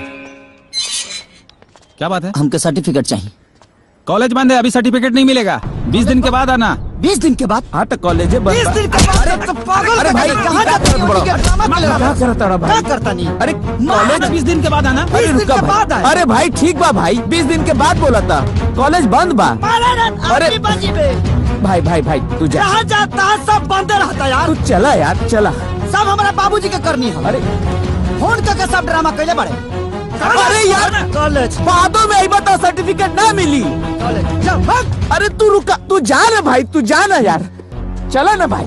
कॉलेज बंद। अरे तू जा ना भाई। हाँ कॉलेज तू चला यार। हम जल्दी से 15 तक पढ़बे ना करती हम। अरे आधार कार्ड वाला काम होई नु। ओहो अब का कल जाओ कमीना। देखी गुड्डू जी, हमार नाम कमीना ना बा, हम बार बार कहतनी हमार नाम कमीना प्रसाद बा। उ तो हम झेल रहल बानी काहे कि तहरा से हमरा के फीस लेवे के बा। ठीक बा कमीना प्रसाद, लेकिन अब का कल जाओ। अरे अब का कल जाओ ना कल जाओ हम का जानता नहीं भाई, हमरा के हमार फीस दे दे बस। अरे यार हम गांव छोड़ के भागता नहीं का, ऐसे काहे बात करता रहा। ए गुड्डू जी, धंधा में दोस्ती ठीक ना होला। घोड़ा घास से दोस्ती कर ली तो खाई का बताई। देखा भाई, हमारे अकाउंट सब फ्रीज हो गइल बा। जैसे कोनो व्यवस्था होता सबसे पहले तो होके ही पैसा दे हम। एकर मतलब ये भइल कि 6 महीना ले अगर तहरा लगे पैसा ना आई तो 6 महीना हमरो पैसा ना मिली। अरे बच्चा लोग के फीस भरे के बा भाई, किराया देवे के बा। चाय वाला के 700 रुपया बा। अब देखेला ऐसे जैसे 7000 हो गइल बा। अरे यार तलाइका हमरे से पूछ के पैदा के ले लगा तू। देखा गुड्डू जी, ये ज्यादा हो गई। एक तो रउआ हमरा के फीस नहीं के देवत, ऊपर से हमरा खानदान के बारे में बात करता नहीं। खानदान पे ना जाई, हमरा के फीस दे दी बस। अरे यार तू तो हमार सर खा जे यार तू। अनंजय रघुराज, हाँ एने आवा। अनंजय रघुराज पैसा दी, फिर तो हमरा के मिल गई फीस। 10,000 रुपया दे दे और 10,000 रुपया दे दे। 20,000 रुपया हमारे के दस कि वो किलवा के मुंह पर मारी आकर मुंह बंद करी। 10,000 10 रुपया जेब में है नहीं के 10,000 कहाँ से दे दी? कहीं से जुगाड़ कर बस तो मिल जाए ना तोहनी के। अच्छा तू तो पागल है हवा, हमनियो पागल है का? तोरे खातिर कर्जा मांगी? हमनी के पागल कुत्ता ना कट ले बा। देख जब हमारे लगे पैसा रहे तो तहनी के ऊपर लाख लाख रुपया खर्चा के ले बनी, तहनी के ऊपर हर वक्त खर्चा के ले बनी, जोड़ कर ले बड़ा तवन दे ले बनी। आज हमारे खातिर 10,000 रुपया नहीं दे सका। कहाँ से दे दी? कहाँ से दे दी? कहाँ से दे दी? तहनी से अच्छा की दुश्मन का हम पाल ले रहती। ऐसान प्रमोद देखा बर्दाश्त नहीं के होत। अरे अभी क्या हो रहा है भाई? गुड्डू देख अरे पगला गई बड़ा। अरे भाई कसम अब छोड़ दे भाई, बिल्कुल हवा सता नहीं। अरे भाई चुप रहे यार। पगला क्या होता? गुड्डू अरे गुड्डू जी, ये सब करे के का जरूरत रहे? आज दुख के घड़ी में सब लोग हमारे साथ छोड़ दिया। दादी दीदी यहाँ तक लेके इतना अच्छा दोस्त भी हमारा साथ छोड़ देना सा।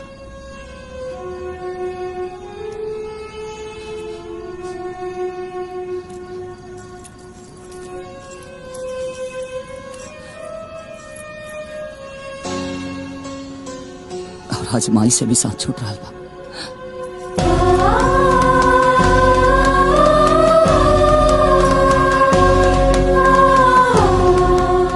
हमारे माई के घर आखिरी निशानी है।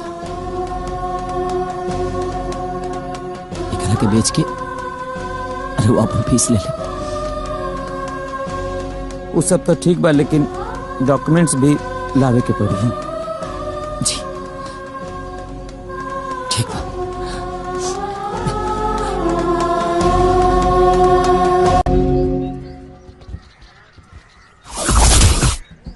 गुब्बारा तनी और मंगा दे रे। हाँ, सामान पूरा आ गई? हाँ आ गई। आगे कितना? हलवा। हाँ बहुत ज्यादा हमार खाना खाए वाले आवत हुए। पूरी व्यवस्था टाइट कहाँ था के चाहिए। बाकी सजावट तक जब भैल है बाबू।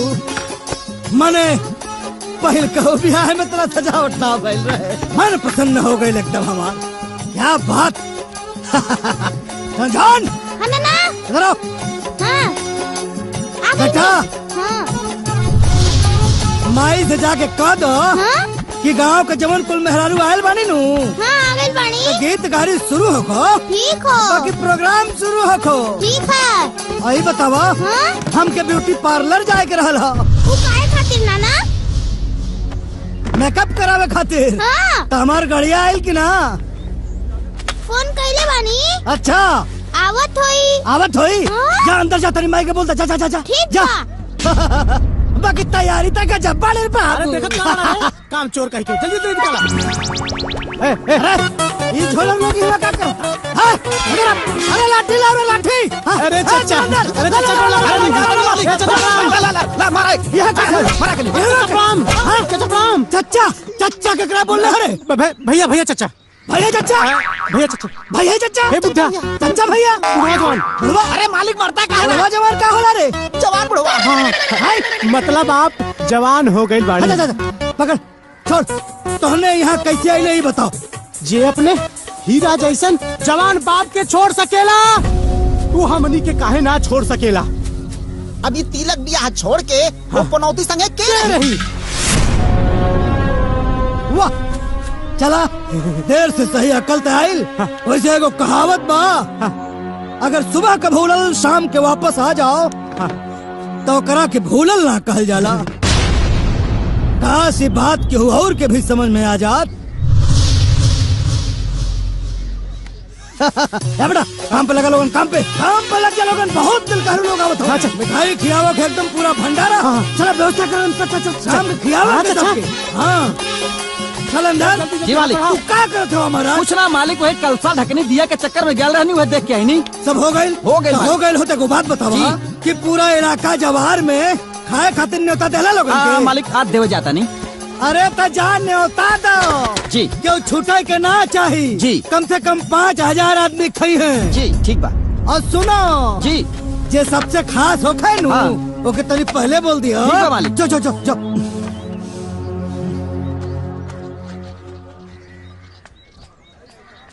अरे गुड्डू बाबू, आज तिलक में सबहरे खाए के न्योता बा। सबहरे मतलब पूरे परिवार के साथ खाए के बा। काहे कि बाबूजी के तिलक बानू।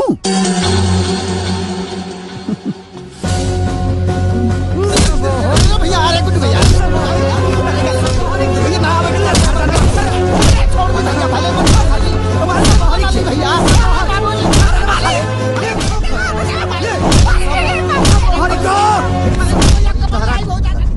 पर्जा पे हाथ मत उठाइया।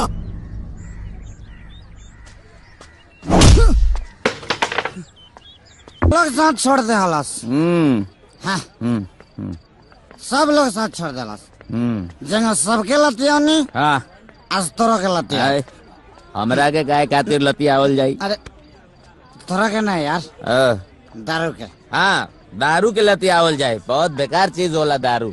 जैसी पेट में गईल बा, नशा चढ़ गईल बा, भूखो लग गईल बा बहुत जोर से। कई बड़ा खाना कहाँ मिले? घरे तो तिलक भोज हो ही रहल बा। प्रसाद भाई, नाम प्रसाद, कमीना प्रसाद बोल लो। अच्छा पहले याद दिला दे ली। का? चल तिलक। हाँ भोज। हाँ। आज तिलक पकड़ के चल। तिलक में ना रखने तो हमारा नाम बदल है।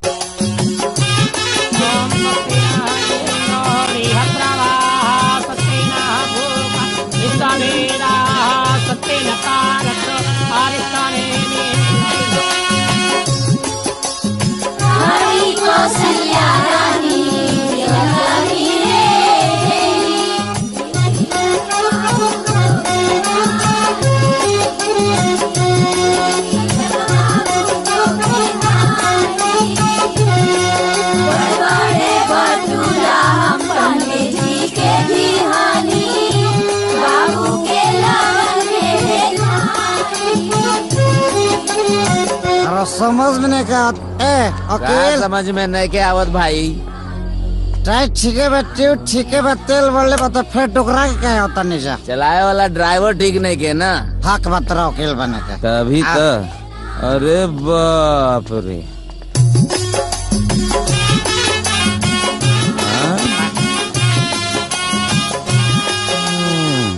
दुश्मन करे बाप ने जो काम किया है, हाँ, बाप के नाम को बदनाम किया। हाँ, तो अंदर रोके। हाँ, पता बा? पता बा। पता नहीं के तो? अरे हमरा के पता बा। पता बा तो बताओ का पता बा? यही कि हमरा के कुछ नहीं के पता बा। हाँ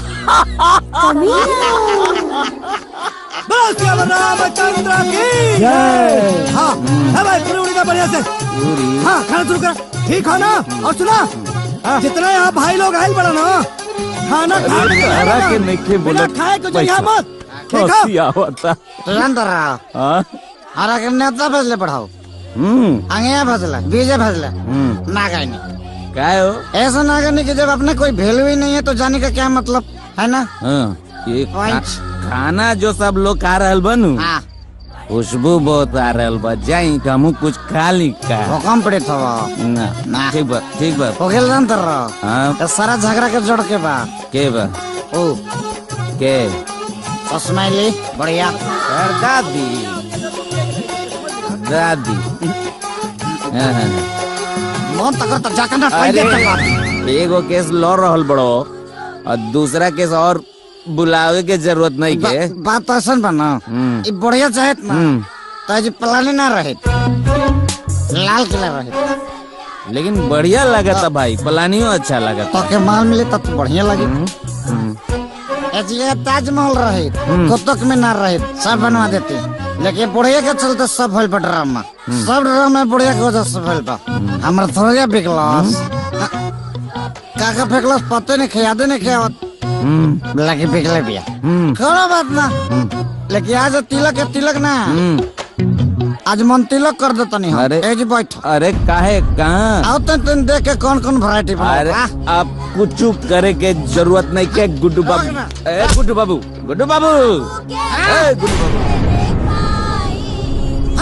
अरे अरे दुकान संभाल। अरे तू रन तो फाड़ दी। कालो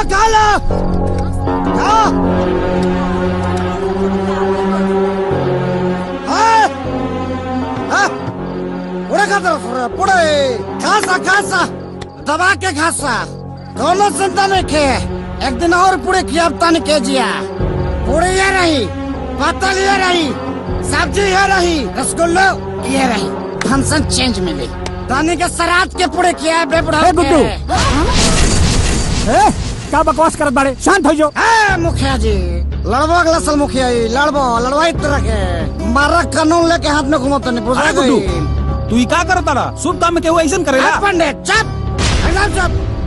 तो कुंडली बने बा हमार, हम बाढ़ में पता बरनी बाढ़ में तरह के सुनामी में ले जाए।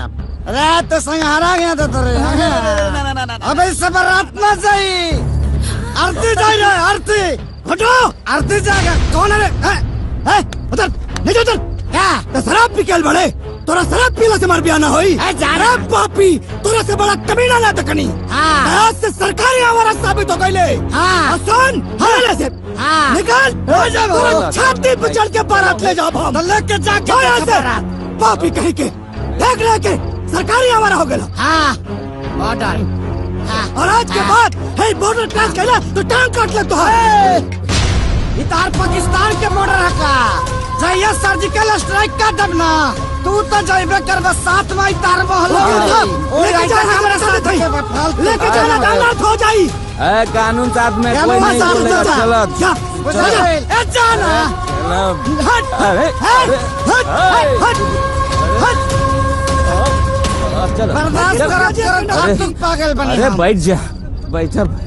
अरे तलाश का देवता है बात तना मन बे तोरा छाती पे चढ़ के बारात जाई तोरा छाती पे जाई छाती पे छाती रोड हका हमार रोड हा। अरे शांति ए रसगुल्ला रसगुल्ला रसगुल्ला रसगुल्ला खेबे हाँ खा ले जितना पैसा खर्चा कर बने सरन से सुलभ आनंद रघुराज ए ज्यादा बोला तारा तू बोला तन हाँ ज्यादा बोला तारा तू गुड्डू ज्यादा बोला तारा तू कानून अरे साथ में मतलब गुड्डू बाबू ई का भक्तर बच गइल बा देखा राजा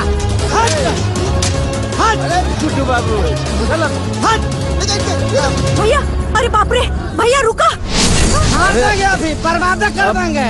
अरे भाई तुम लोग समझते क्या रे अरे बैठ शादी करेगा बुढ़वाई शादी करेगा ए भाई तू चला ए भाई तू चला ऐसे तू चला तू चला यार चाचा अरे जो कम नहीं किए अरे भाई अरे अरे अरे अरे पूरी अरे चलो चला यार अरे चलो नहीं अभी बात ऐसा ना पड़ जाए फ्रीबे ना करिए ऐसे। अरे हमार बात सुने पहले क्या सुने चिंता जिन कर जब कानून के कलम लिखला बंद कर देला नु वही जैसे कमीना प्रसाद के दिमाग चलल शुरू हो जाला। हमारा दिमाग में एगो आइडिया आइल बा। फिलहाल तो ऐसा से चलो तू नाम बताओ तनी ना। ऐसे ना बोल रहा है। अरे चलो भाई।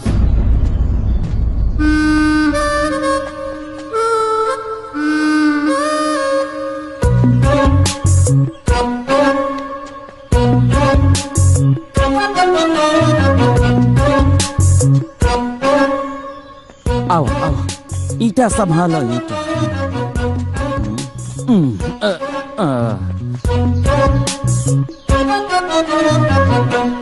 हम शांति के प्रतीक हैं, ठीक है।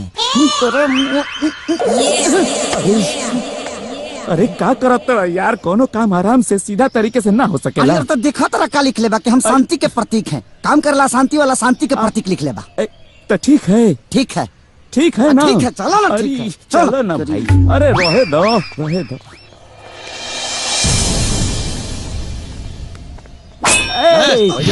एक मिनट।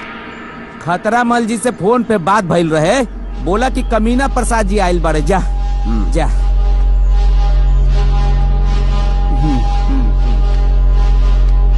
खतरा मल।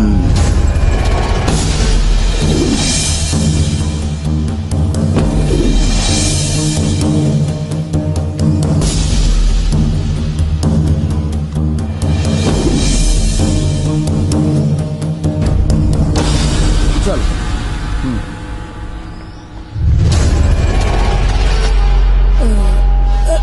जी आदाब। आदाब आदाब आदाब। कहाँ बोला? हम जो फोन कैले रहनी नु, हाँ, जो ना क्लाइंट के बारे में, वो क्लाइंट के बेटा ये बड़े। क्लाइंट के बेटा? जी जी जी। काम हो जाये। कहाँ फंसा दिले यार? जौन आदमी के खैला के अलावा कुछ कामे ना हुई। इमोटन मिस दौड़लो जाई रे। अरे भाई मोट समझ के कमजोर न समझा, बुझला? काम में दम और सफेदी चमाचम। खतरा मल ना है मार। हमके देख के बड़े बड़े जन के मल निकल जाला। बोला कि काटे बाके के, चीरे बाके के, फाड़े बाके के, मारे बाके के, हुड़े बाके। चुप चुप चुप चुप चुप। शांति। क्लाइंट का मूड थोड़ा डिस्टर्ब है। हाँ हाँ हाँ। वो हमार बाबूजी हुआ। तुम्हार बाबूजी? हाँ हाँ। अच्छा अच्छा। हाँ, तब सिर्फ गोली मारे बा। Sorry sorry. हाँ, फिर सॉरी बोल रहे, फिर सॉरी बोल रहे। तब हाँ, तब बातें कर दी। सॉरी सॉरी सॉरी सॉरी बोल रहे। आँख फोड़ दी।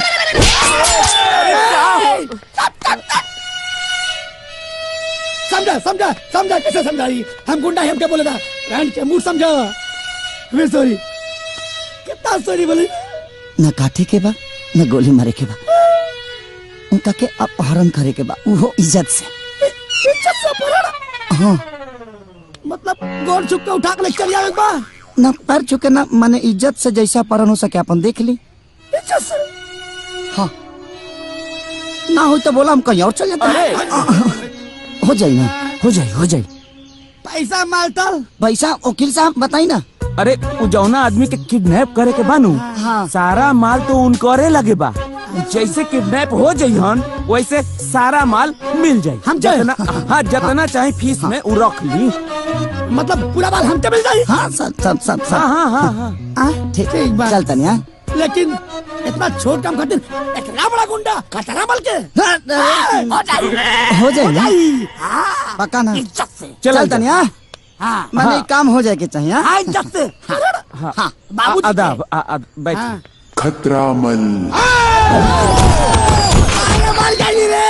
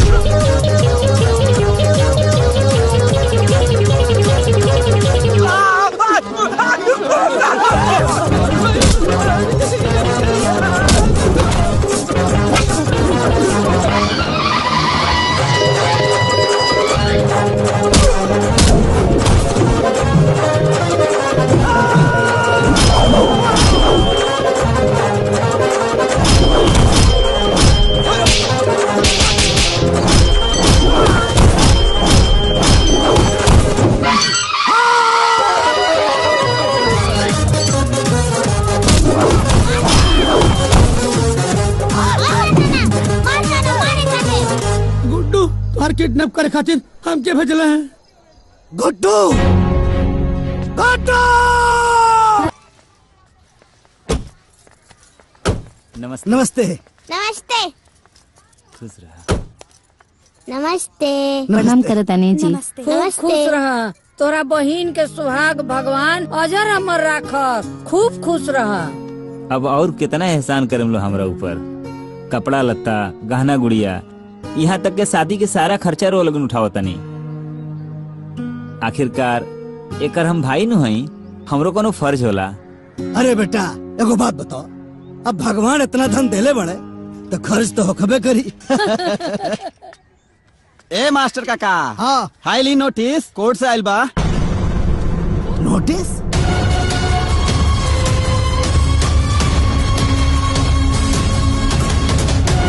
का हो देखा थे। वाह गुड्डू भजले बड़े। हे भगवान, ये औलाद भल की राक्षस बतावो हर शुभ काम में विघ्न डाल देता। तो चिंता मत कर माई, कुछ ना हो। राम प्रसाद हाजिर हो। अदालत की कार्रवाई शुरू की जाए। Thank you मिलॉट।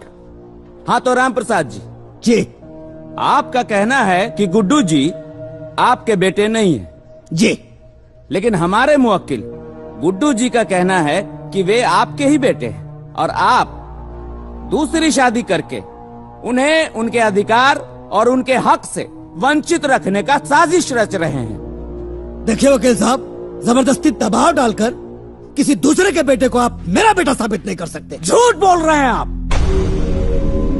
राम प्रसाद जी, आप झूठ बोल रहे हैं। क्या आपने अपने बेटे की परवरिश बचपन से लेकर आज तक नहीं की? बताइए, क्या आपने अपने बेटे का एडमिशन मेडिकल में नहीं करवाया? Objection your honour. मेरे फाजिल दोस्त मेरे मुवक्किल पर भावनात्मक दबाव डालने की कोशिश कर रहे हैं, ये उचित नहीं है। Objection sustained. Thank you milord. Milord, अगर गुड्डू जी राम प्रसाद जी के बेटे हैं तो क्या कोई सबूत है, कोई गवाह है? अजीब विडंबना है मिलॉर्ड। जरा सोचिए कि आज एक बेटे को खुद को बेटा साबित करने के लिए बेटा होने का सबूत और गवाह पेश करना पड़ेगा। मिलॉर्ड, अदालत सबूत और गवाहों के आधार पर चलती है। मेरे फाजिल दोस्त को ये बात पता होगी, वरना कोई भी बेटा किसी को भी अपना बाप कह देगा। मेरी अदालत से गुजारिश है कि ये झूठी मनगढ़ंत कहानी को ना सुनते हुए इस केस को डिसमिस किया जाए और इस फर्जी बेटे का दावा करने वाले लड़के को जालसाजी के लिए उचित सजा दी जाए। क्या प्रार्थी के पास कोई सबूत या गवाह है? है, गवाह है मिलॉर्ड। एक नहीं, 3 गवाह हैं। और मैं अदालत से गुजारिश करूंगा कि हमें उन तीनों गवाहों को पेश करने की इजाजत दी जाए। उन्हें पेश किया जाए। हमारे सबसे पहले गवाह हैं राम प्रसाद जी के गांव के ही सबसे बुजुर्ग व्यक्ति, गांव के मुखिया जी श्री ब्रिजेश त्रिपाठी जी।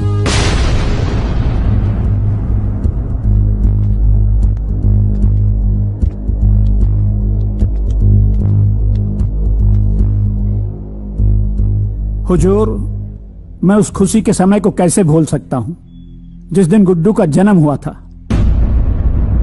उस दिन राम प्रसाद जी फूले नहीं समा रहे थे। मारे खुशी के इन्होंने मुझे ठूस ठूस के लड्डू खिलाया था, वो भी शुद्ध देसी घी के। Any question please? Yes milord. मुखिया जी, क्या मैं जान सकता हूं कि उस लड्डू का साइज क्या था?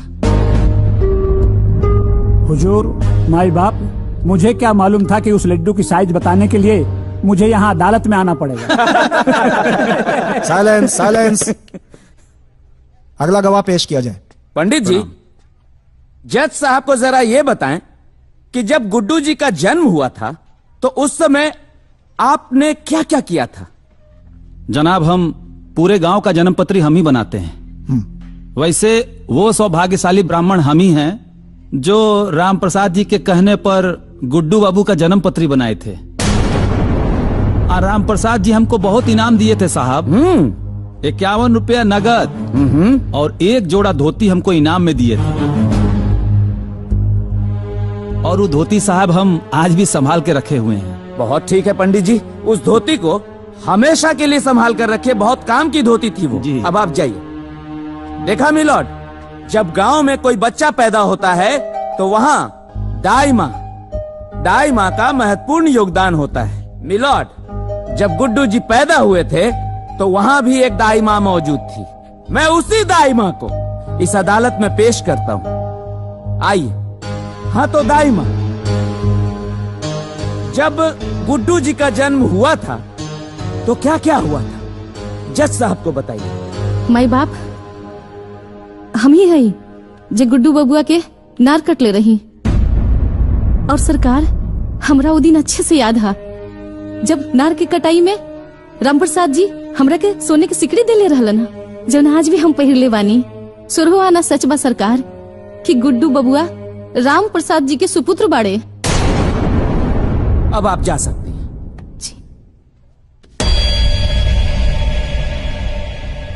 जज साहब, मैं भी इस अदालत से कुछ कहना चाहता हूँ। इजाजत है। जज साहब, जिस उम्र में इनको तीर्थ यात्रा करना चाहिए उस उम्र में शादी करके बाप बेटे का अटूट रिश्ते को कलंकित करना चाहते हैं, ये बदनाम करना चाहते हैं। ये ऑर्डर, ऑर्डर। पूरे समाज में हमें गिराना चाहते हैं। मैं कैसे बर्दाश्त करूं, कैसे करूं? शांति। एक बेटे पे क्या गुजर रही है मैं कैसे आपको बताऊं जज साहब? Order, order. अपनी भावनाओं को कंट्रोल कीजिए। कैसे करूं? ये अदालत है और अदालत की एक मर्यादा होती है। इस केस का फैसला अदालत कल सुनाएगी। जज साहब, ऐसे मत करिए। कल शादी है इनकी, मैं बर्बाद हो जाऊंगा जज साहब, मैं बर्बाद हो जाऊंगा। प्लीज आज ही फैसला सुनाइए। कल तो शादी हो जाएगी इनकी जज साहब। यार सब ठीक हो जाए, सब तबाह हो जाए यार। अरे सब ठीक हो जाए। आई आई चलिए चलिए चलिए। अरे फैसला हमने के हक में आई, ओकर चिंता। गुड्डू जी, केस की सुनवाई पूरी हो गई, अब निर्णय आना बाकी है। आपको क्या लग रहा है? देखिए, मैं सत्य के साथ हूँ जी। और भगवान कृष्ण ने गीता में कहा है जी, सत्य परेशान हो सकता है जी, पर पराजित नहीं। बेटा तो बेटा होता है। हर बाप अपने बेटे के अंदर राम और श्रवण कुमार की छवि देखना चाहता है। लेकिन वो आपके बाप है, रिश्ते भी कुछ मायने रखते हैं। देखिए, एक बाप बेटा के साथ साथ ये एक हक की लड़ाई है और सत्य की लड़ाई है। और मुझे पता है कि मेरे साथ भगवान है और कमीना प्रसाद। जिस बेटे की परवरिश के लिए, उसकी खुशियों के लिए आपने अपना सब कुछ लुटा दिया, उसी बेटे ने आज आपको कोर्ट तक घसीटा। आपको कैसा महसूस हो रहा है?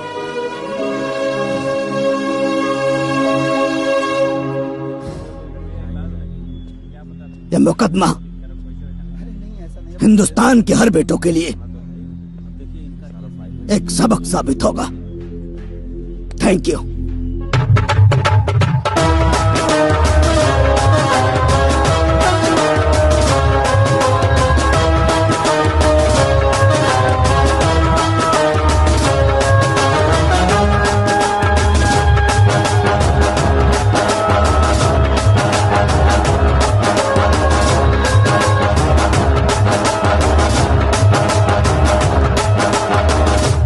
प्रणाम। अरे ये बताएं कि बारात कब तक लेके आओ तनी? ए बाबू, एक बात रहनी है कि अभी कहानी पर से पर्दा उठा लिया जाओ। का कहनी है? एक बात रहनी हो कि गुड्डुआ के सुधारे खातिर हमन लोगन जवानी नौटंकी कैले बनी जा, झूठ मूठ के बियाह वाला नौटंकी, ओकरा पर से पर्दा उठा लिया जाओ बाबू। पर्दा हटा ले जाओ। हाँ, भरी पंचायत में ब्याह के डेट ऐलान करके तिलक चढ़वा के गांव समाज में सब जगह कार्ड न्योता बंट गये। और रौरा एकरा के नाटक कहता नहीं? का कहता रहो? हाँ? अरे हमने के यहाँ बात भैल रहे, अब तो जबरदस्ती बतिया होता रहा। का बात भई रहे का ना भई रहे हमरा कुछ मालूम नहीं के, बुझाइल ना है? का बकत रे?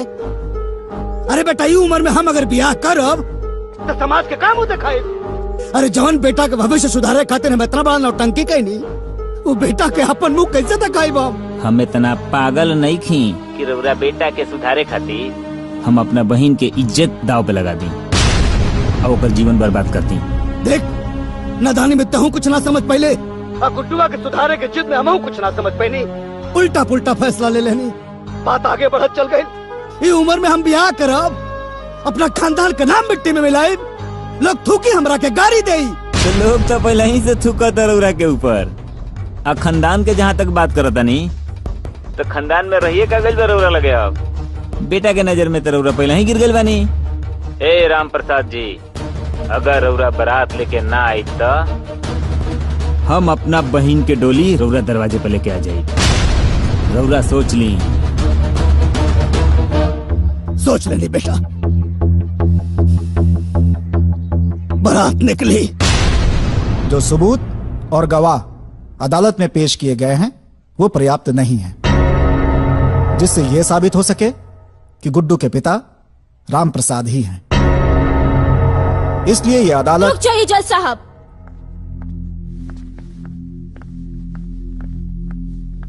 गुड्डू की वोटर आईडी आ चुकी है। वोटर आईडी ये दे दीजिए।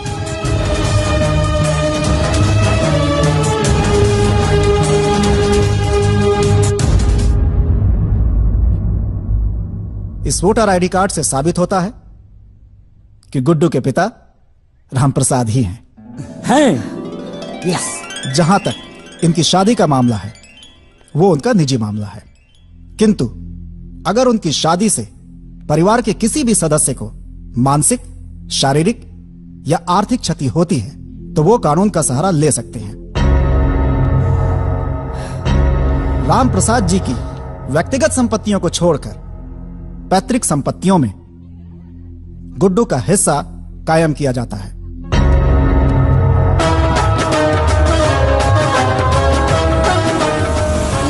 गुड्डुआ आ गई। बंद कर, बंद कर।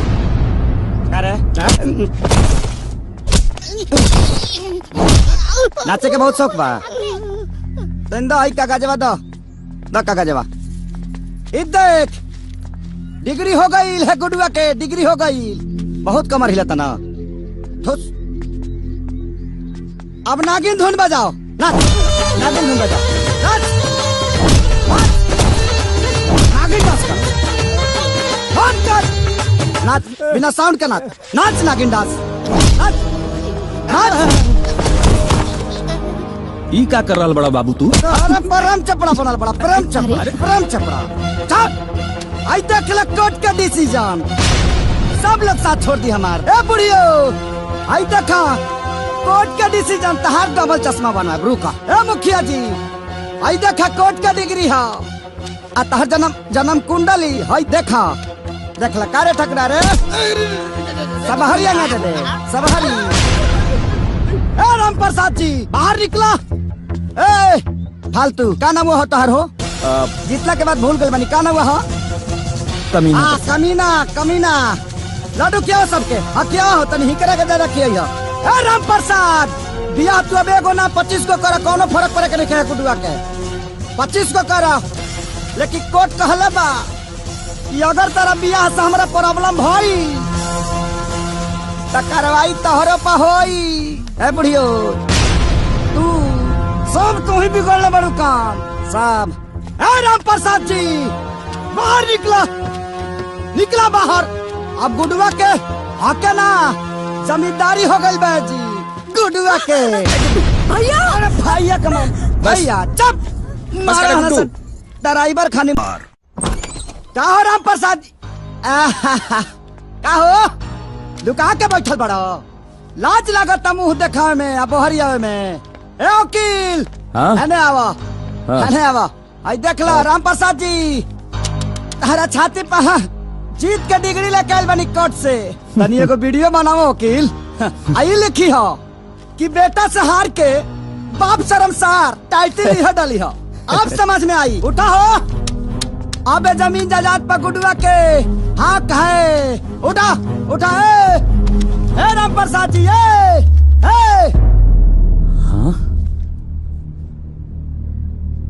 भाऊजी भाऊजी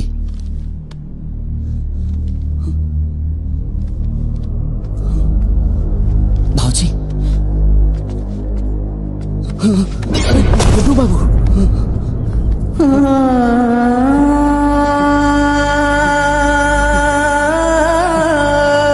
बाबू ए हमार बाबू बाबू बाबू का रे गुडुआ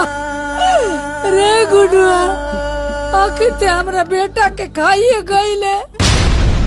अरे बाबू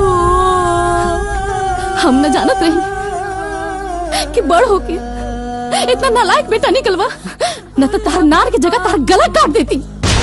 बाबू बाबू उठाना। वाह भाई वाह का जमाना आ गया बा।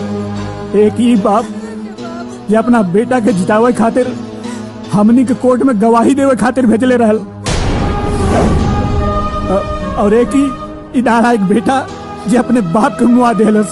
हे भगवान का जमाना आ गया बा। तोहरा जैसा नालायक औलाद के देख के बेटा आज हमरा विश्वास हो गई। पंचांग कुंडली ग्रह नक्षत्र अरे ये सब झूठ बा बेटा। तो के अपने जीत पे बहुत घमंड रहला ना गुड्डू। ला आज तो जीत गईला। हमार बाबूजी हार गईले। वो हमेशा हमेशा खाते। अरे आज ले हम दोनों साथे रहनी है ना तो सिर्फ और सिर्फ बाबूजी की वजह से। काहे कि बाबूजी ही कहले रहनी। हमार बेटा अपना जिद और नासमझी के चलते बिल्कुल अकेला पड़ गए हो। ओकरा साथे क्यों नहीं के बेटा? बेटी तू ओकर साथ मत छोड़िया। ओकर साथ मत छोड़िया। लेकिन तोरा साथ निभाओ हमने के बाबूजी हमने के साथ छोड़ के चल गए ले। बाबूजी ए बाबूजी ए उठे ना। ए नाना उठा ना। ए नाना हमको छोड़ के ना जाए। उठा ना गुड्डू। बाबूजी ए बाबूजी ए बाबूजी ए गुड्डू ए बाबूजी ए गुड्डुआ। अरे तोरा के सुधारे खातिर नहीं सब नौटंकी कैले रहनी। अरे पगला हम ब्याह करे भी उम्र में बाल काला करे से क्यों जवान हो जाला रे गुड्डुआ।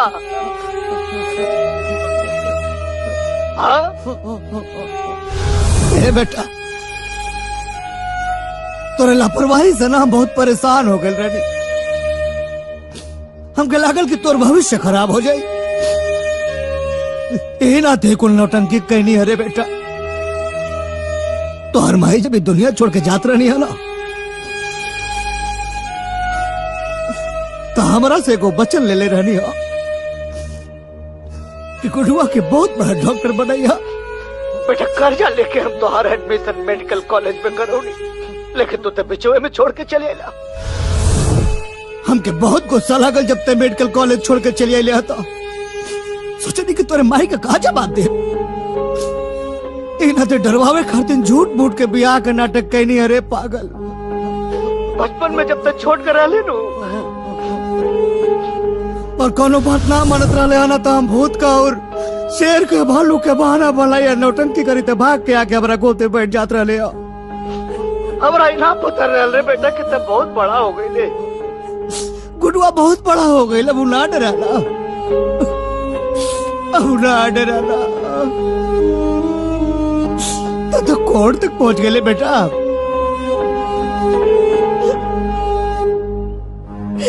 तो कोर्ट तक पहुंच गए रे। यो ना सोचले कि जमाना का कहीं हम तो अपना नौटंकी में फंस गए रे बेटा।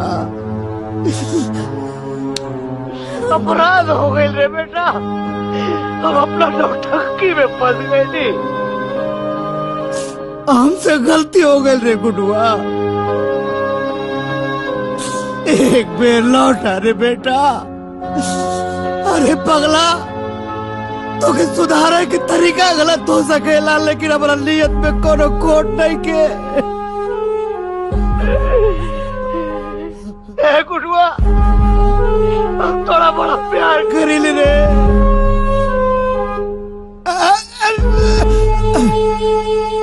गुडुआ, ए गुड्डू, ए बाबू बहुत घबराहट हो रहा बा। ए हमारा छाती में बहुत दर्द हो रहा बा रे गुडुआ। ए बेटा आजा रे।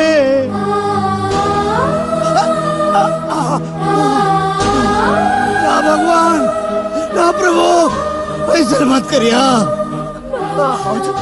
हमारा लड़का के आ जाए तो बाबा। ए भोले बाबा, ए गुड्डू, गुड्डू रे। बाबूजी, गुड्डू, ए बेटा,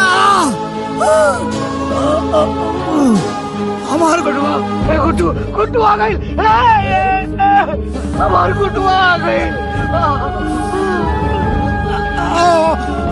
गुड्डू, गुड्डू, गुड्डू, गुड्डू, गुड्डू रे।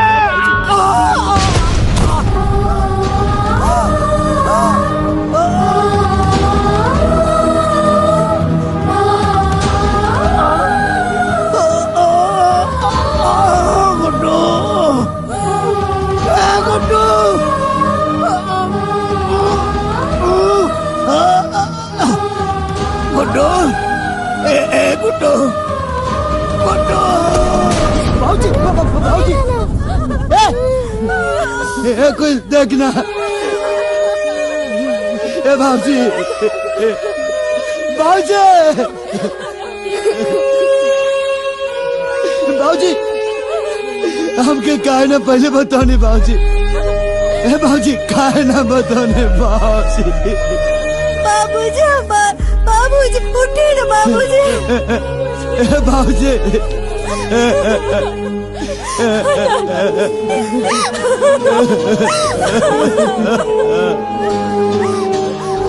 मुखिया जी देखिए ना। धीरज रखा बेटा, धीरज रखा, शांत हो जा मुखिया जी। देखो शांत हो जा बेटा।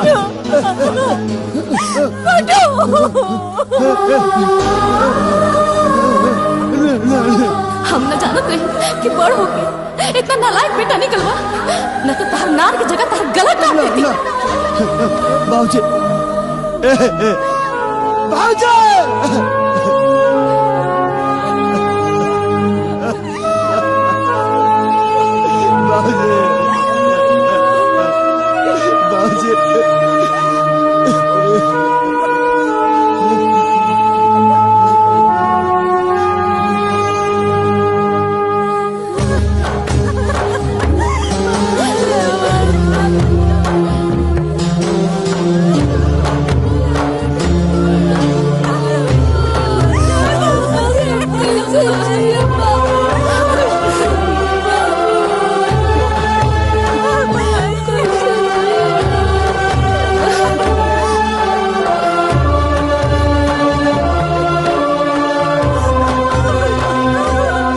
बाबू चलिए, उठिए, चलिए गुड्डू। गुड्डू देखना बाबूजी के, देखना।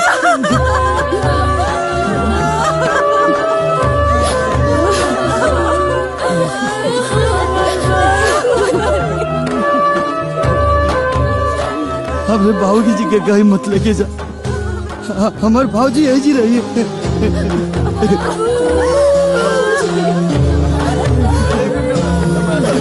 हमके माफ कर दे बाबूजी। हे बाबूजी। वाली गुड्डू बाबू उठी उठी गुड्डू बाबू। हे हटना हमके दूर मत करो बाबूजी से दूर मत करो।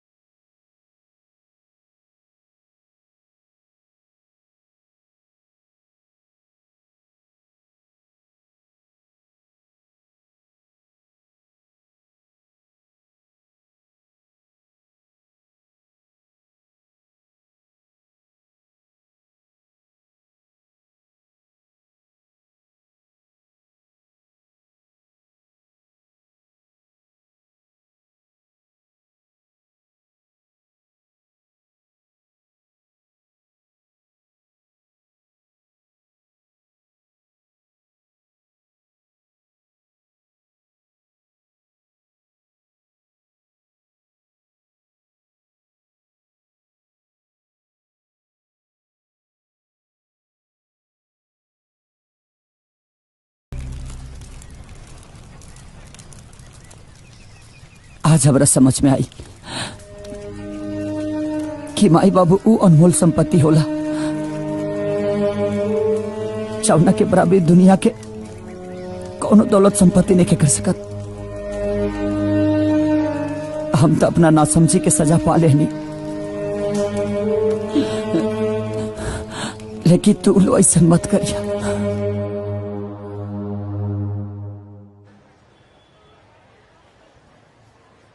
गुड्डू जी क्या कहना चाहेंगे? इस हॉस्पिटल को बनाने के पीछे आपका उद्देश्य क्या है? मेरे पापा का सपना था कि मैं डॉक्टर बनूं और अस्पताल बनाऊं, लेकिन मैं भागा पापा के जीते जी मैं कुछ नहीं कर पाया। मैं उनको समझा ही नहीं कि मेरे पापा मेरे से कितना प्यार करते हैं। लेकिन उनके जाने के बाद मुझे समझ में आया कि ये सपना मुझे पूरा करना चाहिए, और इसमें मेरे पत्नी का बहुत बड़ा योगदान है। इसलिए मैं पूरी दुनिया से यही कहना चाहता हूं, ताकि हर वो बेटा जीते जी अपने माँ बाप को समझ ले, क्योंकि हमारे माँ बाप की खुशी उनके खुद के लिए नहीं होती, वो हमारे लिए होती है। तो बस यही कहूंगा कि जीते जी अपने माँ बाप को प्यार और दुलार दे दो, ताकि मरने के बाद इस गुड्डू की तरह आपको भी अफसोस ना हो। जय हिंद।